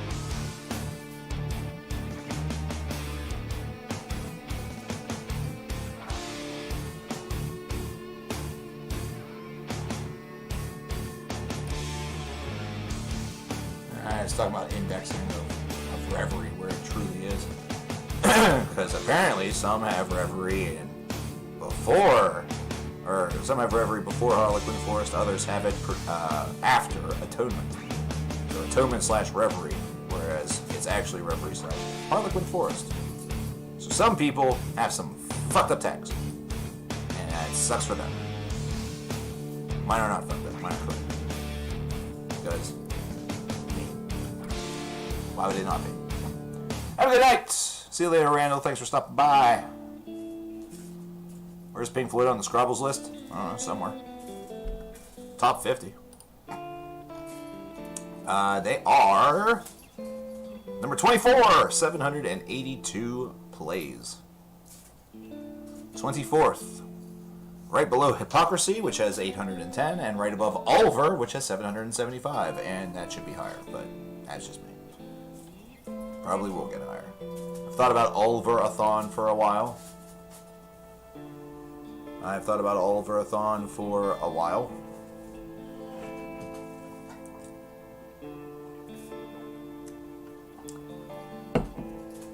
Oh boy. Oh. Dream Theater nailed Dark Side of the Moon. Okay. Hold on a second. Oh, it's not one of them I have. Damn it. I don't have that. I don't have that. But I almost sat on you. I almost sat on you. That would have been bad and I would have felt terrible. I don't want to sit on you.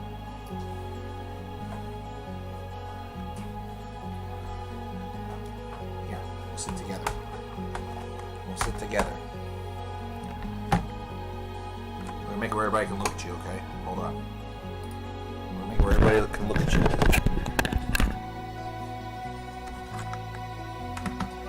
I don't have Dark Side, but I do have Master of Puppets.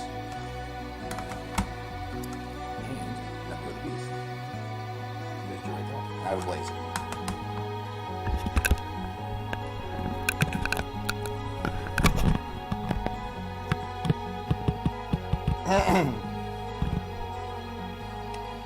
Just gonna hang out with me for a little bit. The cat gets sent on live. God, I hope not. That would be the worst. That would be the worst. I was sad on you. I would have been sad. You would have been in pain. That would not have been fun.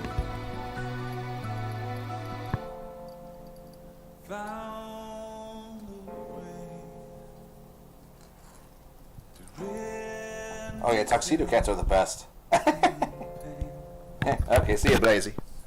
She is awesome. I love Blazy. I love them all, obviously, but Blazy has a special connection with some of our streaming friends. Courtney, you've just been sitting over there for like the past 10 minutes just creeping. Why don't you come over here? Let me get you. You want me to come over there and get you, huh? What's the matter? You look sad. I'll get you. I'll get you. I'll get you. You're coming over here with me. Aha. Nobody knows me. He looks really upset, huh? You don't know Cappy. Yeah, you want down. You just want to be in. You're just being the foreman. You're being my manager. Watching to see how good of a job I do, huh? Blazy is your alter ego. Oh man. If that means having her energy, can she be my alter ego too? Good gosh. Yeah, tuxedos are awesome. Their mother, at Christmas, she's all black, so she doesn't have the tuxedo property, so it must have been either a tuxedo that impregnated her, or it's just what happened from, however many. I'm guessing it's only one Tom, or one male, since all four from that litter, including Hilda, who doesn't live here, they all have similar traits. They're all pretty much tuxedo. Although Hilda, she has the black face. And she doesn't have any white on her face. Her white is on her coat. Black cats get judged for being evil. Well, the people that judge them for being evil are dumb. Black cats are among the most loving cats that you're going to find on the planet. That's just a guarantee. That's from one person who is... I've not necessarily owned a number of them, but for a while the only thing I was encountering was black cats. Because Christmas was outside, she was a black cat. The neighbor's cat over in Hell Apartment, whose name is Crazy, he was also black, and he was very sweet. on Faith's Farm, they had a couple of black ones, and they were awesome. Friends have black. I mean, just every single black cat I know is the exact opposite of that. Peanut butter and banana sandwich. I don't know, I've done peanut butter and jelly for so long. But like having a banana alongside of a peanut butter and jelly sandwich sounds freaking great right now. If I'm being honest. That sounds super good. That sounds super duper good. Yeah, National Black Cat Day just passed. It was like a week or two ago. It was very recent. It was very, very recent. Hi Cameron, how you doing? Here Cameron simply just says, Pongus. Pingus Pongus. As we reach our final two cuts on Ghost Reveries, after Isolation Years finishes up, we will be heading off into that good night for the night. It's called the Elvis. Really? I didn't know that ever. I'm today years old whenever I'm learning that.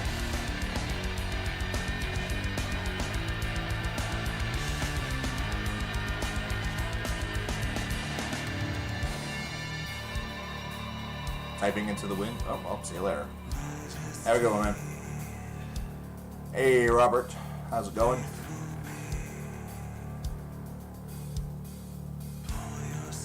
Right now, we don't have any poll to vote on. That probably won't be until Thursday. By the way, next stream is Thursday. Unless something sincerely changes. Top 10 concept albums. Top 10 concept albums. I feel like that's one of the videos that we're going to be doing. It is. Actually, the very, very first video is Allure Videomania from Evil Toad. Before you dropped your big bank balance. Video is going to be top 20 or top 15 to 20 concept albums of all time. So we will be talking about that. That's going to be interesting. That's going to be neat. That's going to be a neat video.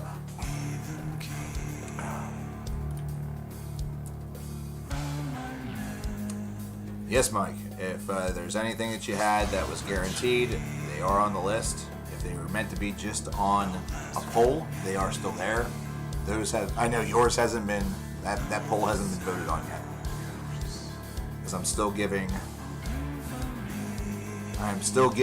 one other person another couple of days to get me some ideas. And I think that person actually is Justin. So we won't be voting on that for a little while. Yeah, there it is. Maru, deferred to Metal Douche Mike, Dia with Magica. Oh, actually, it's not Justin we're waiting on. It's Barbarians or us. We give him till Thursday. So if he's not around to give us an idea on Thursday, then we will close that poll, and we will do that poll on probably Saturday. We'll probably do that poll on Saturday. Scott, by the way, congratulations. Top 5 vocalists in rock metal history. That was the winner of the poll. So you got yourself a video.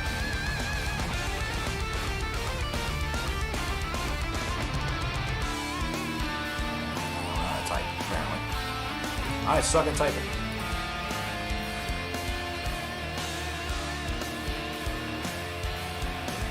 No, I do not. That is not true. I have everything chronicled as proper.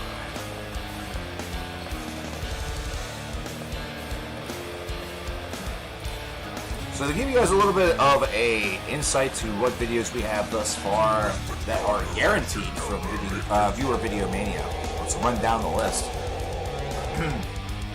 Very first one that we got was from Evil Toad. That video is going to be the top 15 to 20 concept albums of all time. Second one was from Maru. Actually, that was deferred to Maru by Evil Toad. That is the Alea self-titled album review. That is an album that was dropped earlier this year. Number 3 was from Randall McDonald's, or Ronald McDonald's, Randall McDonald's. We're going to get 30 or 40 must-hear prog metal albums. Then Meatmun has the next 10. And he has given us Iapetus's The Long Road Home. That's going to be an album review. And then we have the Deer Hunter Acts 1 through 4. 4 separate album reviews. The Deer Hunter The Color Spectrum album review as number 5. Number 6 is the Deer Hunter Migrants album review. Number 7 is a Rank 'em All for the Deer Hunter, as you might imagine. And then we have Atonement Is Nigh by an Abstract Illusion, the first release in their chronology. This last one he deferred over to PlayStation Metalhead, who asked for a review of the Machine Head song Circle the Terrain. So, we sure have that. The next one was won by chat, but we haven't had that poll as of yet. I'm waiting on a video idea by one person. There were 6 total people that donated for that video. However, 3 of them I have not seen since. So it's probably going to be a 3-horse race for that one once I get Andy Fox's idea. He was supposed to give it to me over in a group chat. And I don't think he has gotten that yet. PlayStation Metalhead. He won the poll for video number 15. And for that, we will get the top 10 worst now songs of all time. That's going to be restricted to those that I have actually talked about. 16 is from Evil Toad. We don't have a video idea for that yet. He still needs to get that to me. 17 is one that still needs voted on. There's 7 people in that poll. That poll hasn't happened yet. I'm waiting on 1 or 2 people for that one. Maynard Meering hit us up with $100 and got Mole. That's the name of the artist. M-O-L. Yord is the name of the album. It's an album review for that disc. Mark Pavalos Vrahotes has video number 19. That was deferred to him by Maru. He asked for Don't Break the Oath by Merciful Fate, an album review for that album, that classic right there, which we will do. Number 20 is by Meat Mun. It is White Eyes by Blind the Huntsman, an album review of that disc that came out a few years back. 21 is a chat funded video. We have not had that poll yet. Waiting on a few people for that one. Pencil Pen with number 22. That was a deferred as well. I believe that one was deferred by it was either Meat Mun or Maru. I believe that one was by Maru also. He wants 20 reasons why the Rolling Stones and new wave of British heavy metal are important to today's metal scene. Curious, it says 20 reasons why. I don't know if we're going to get 20 reasons out of that. We might have to narrow that down a little bit, so Jeff and I will have to talk a little bit. Evil Toad has another video that does not yet have a topic to it. We just had the recent poll for video number 24. The winner was Scott. The top 5 to 10 vocalists of all time. It's going to be a top 10. It's going to be a top 10. In fact, I'm going to make that official by removing the 5 and the slash. Top 10 vocalists of all time is what we're going to cut. And the most recent one from Meat Mun, Empire Bathtub with Looney Moons. We're going to have an album review of that album from right here in 2020. That excellent disc. Right there. I see Nazrin's music donation. I don't know. Oh, there it is. Iron Maiden with Power Slave by Nazrin. I am sorry. That must have been... What was I talking about then? That was a while ago. Good God. Okay, now I feel really, really shitty. Alright, we are going to finish things off with Power Slave. Nice. I appreciate that so much, and once again, I apologize for the lack of acknowledgement whenever that first happened. Was that maybe while I was playing with the cats, whenever I was playing with Blazy, or what was going on? That is an oversight that is not very much like me. Thank you for calling that out for me. If I don't happen to see Nazrin before all is said and done tonight, I will have to remind myself to give her a big hearty thank you on Thursday. Yikes. Yeah, I will have to talk to, looks like I will have to talk to Jeff. That's the current Opeth album playing. If I had to review it live right now, it's an awesome disc. If you haven't listened to it yet, you should probably listen to it. You should, rewind your little YouTube player thingy. If this video doesn't get blocked for content, which it probably will, so too bad. You're gonna have to look it up yourself. I don't have to play it today, BTW. You'll see in a second. What did you do? What did you do? We still have 2 Dream Theater albums to play now. We still got 2 Dream Theater albums to play, including the one that I'm going to hold off on for as long as I possibly can, for the sake of my sanity. I liked Empire as an album, actually. But you make extremely good points. You make an extremely good point that it's not... none of their albums were going to be on the same level as Mindcrime. But Empire was at least solid. It was an adequate follow-up to Mindcrime.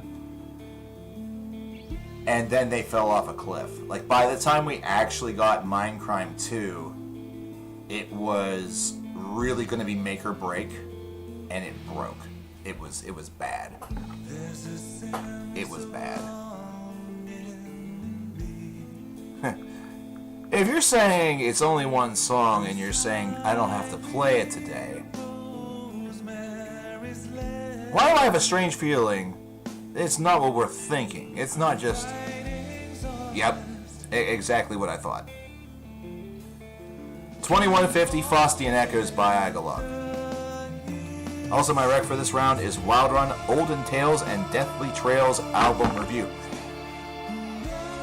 Meatman, if I could stop you right there, you actually already have that in another poll that has not happened yet. What I will do is I will place that down here in case it doesn't win. In case it does not win in the above poll, I'll have that be as, your choice again. But if it does win, I'll just have to get another recommendation from you. But thank you very much. We will play Faustian Echoes. We'll do that down the line, probably next stream. I'm going to get it to my Meat Monathon playlist, which I still think is like the greatest playlist. I need to get one for Evil Toad also. I need to do that as well. Although I have his playlist stashed in another. I have that in a notepad document. There we go. Faustian Echoes is now official. It is now official. I just realized I haven't put any Opeth on the 50 Tons of Music yet. See, with that playlist, what I'm doing, and I almost considered us doing this for the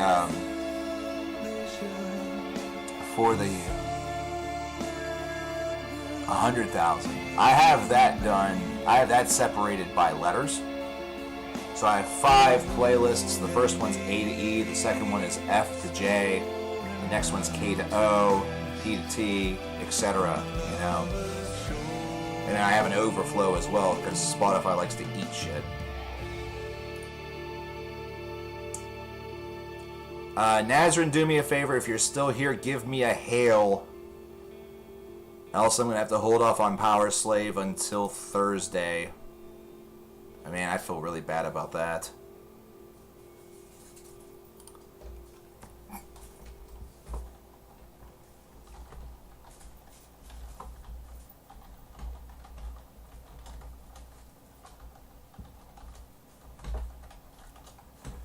I'm making a note of that.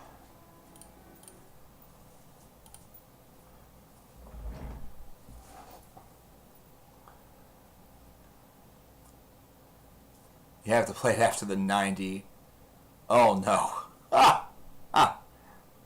Oh no, is that what you mean by that?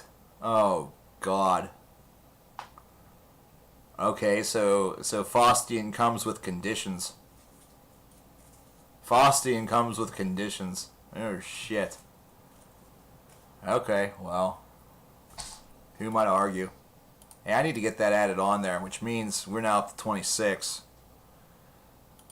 We're now up to 26. Oh, man. I need to make sure I get that exact amount. 2150, I believe, is what it was. Faustian coming with conditions is cruel. But it's all good, man. That's cool. Takes that to 17. Now 26 funded. Now, the nice part about this one is that the poll for this one will be really small. The poll for this one's going to be super small. Only 3 people. Only 3 people on this one. But we'll worry about those ideas for that poll coming up next time. I don't see Nazrin. I feel deplorable about that. I can't believe I missed that. And again, I didn't even see a flash on the top part of the screen. So I didn't even get any sort of indication. I hope that I have a good excuse like I was playing with the cats. I hope that's true. Yikes. Man. That's gonna weigh on me a little bit. That's gonna weigh on me a little bit, but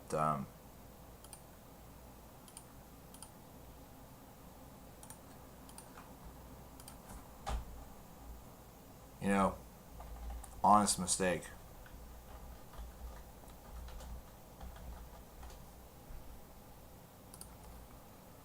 We now have that up to date. 26 videos, folks. We're more than halfway to that 50 and that Diabarathon. Oh yeah, give me a second. Don't end the stream yet. Oh no. What's happening now? I'm really, really scared. I'm very, very scared right now. What was I doing? Oh, I know what I was doing. Never mind. Chat 3 people. There we go. He says, don't end the stream yet, he says. I will not end the stream as of yet. I will just sort of chill. If you read chat, I gave him ideas.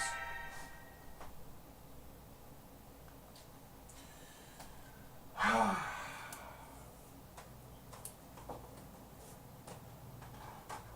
put my Dream Theater albums away. And now I'm going to look at this and probably urinate everywhere. What's that? Oh. Well, that's not bad. That's not... What is this? Why did you give him ideas? Why? What? Words right now for me are a bit of a challenge. Ah! You know what?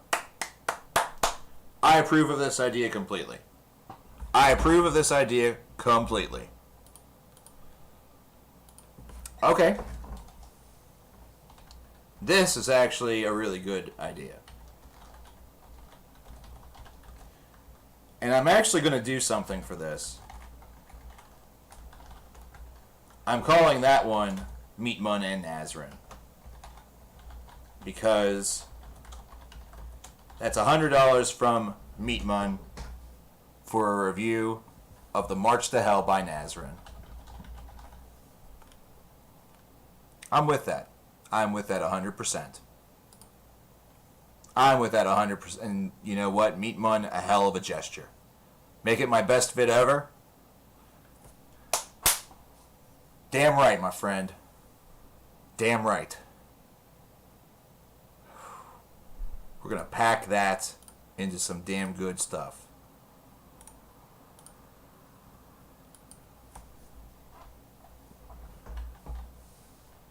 Now there. Not that you'll be able to see this because of how small this damn text is. But the next time this comes up and Nazrin sees her name on this big-ass list, Meatmun and Nazrin, she's going to be like, what in the world happened? What just took place? I'm so confused. And the rest of us will be like, yeah, we kind of are too. No, we won't. No, we won't. That's a lie. It's an outright lie, and we all know it. We know exactly what's happening here. Well, okay, folks, thank you so much. Especially to all the folks that stopped in here for the first time. Hopefully you can join us the next time as well. Yeah, we absolutely have to support our own, which also means that I might have to drop a little support over... Well, I already did, actually. I do have a digital copy of Vibes by Static Syndrome. Might have to get a couple more. Maybe we'll have those as giveaways. Maybe. I don't know. I don't know what we're going to do about that. Because we have to support that too. I mean, we did give the guy an artist profile. But anyway, more on that as it develops. Thank you so much to everybody. Maru, Meat Mun, you guys are amazing, insane, crazy. Love you all. Love everybody who's been here. Scott, congratulations on the video idea win. I also just got your email a little bit ago, so I will send you the list that I have. Will I? Yes, I will. Okay. Yeah, I'll be able to get that, no problem. As a note, Scott, this will be a list that's as of June the 12th of 2020. So if you see certain albums, and I'll make a notation of that, if you see that certain albums are not there, that's the reason why. Corny, stay right there. So I'll get that off to you, and our next stream will be Thursday, right around the same time. Maybe I should just call that a short stream too. Because Mario made a good point. Anytime I say short stream, it never ends up being a short stream. We've been live for about 4 hours. How much for a stream, by the way? What do you mean? Hold on. We're going to answer this question first. What exactly are you talking about? What is your proposition, Beatman? We are now businessmen on the table, which sounds really dirty. Which is really, really dirty. It sounds really dirty. What was I doing? Gmail, that thing. We're just going to go ahead and do that now. We gave him an idea for a cringe stream. Are we talking a bad song stream? Because I could just plan one of those. I could just plan one of those as one of the last days or whatever. Like, that doesn't necessarily need to be funded like a, you know, like that.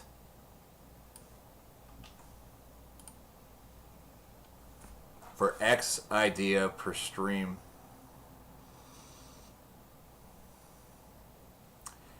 If we're talking the bad song stream, similar to what Metal Mike is talking about, we can maybe just plan one of those for next week.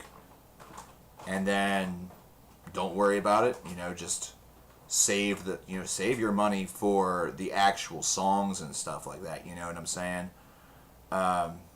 If you're talking about per song and things like that, you know exactly you don't have enough ideas.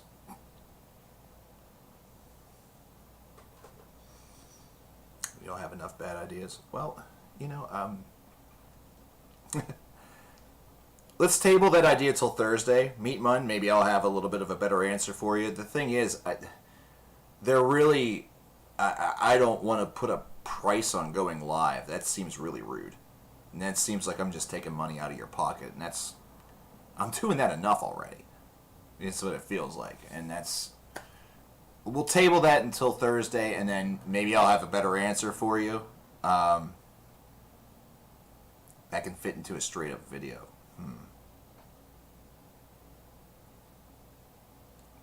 If you're talking like a live recording, let me give it some thought. Bring it back up to me on Thursday, and hopefully I'll have something a little more detailed for you. But as of right now, that's a big I don't know for right now. But anyway. But I will talk to you guys next time. Thanks for coming and hanging out. Y'all are awesome. Next stream's Thursday, starting 3 or 3:30 Eastern Standard Time. We're going to take a look about Saturday. I'm not sure if Saturday will have a stream or not. But right now planning to have one, but based off of the renovations and things that could be happening, playing things by ear. I'll let you know. Take care, everybody. You have a good night.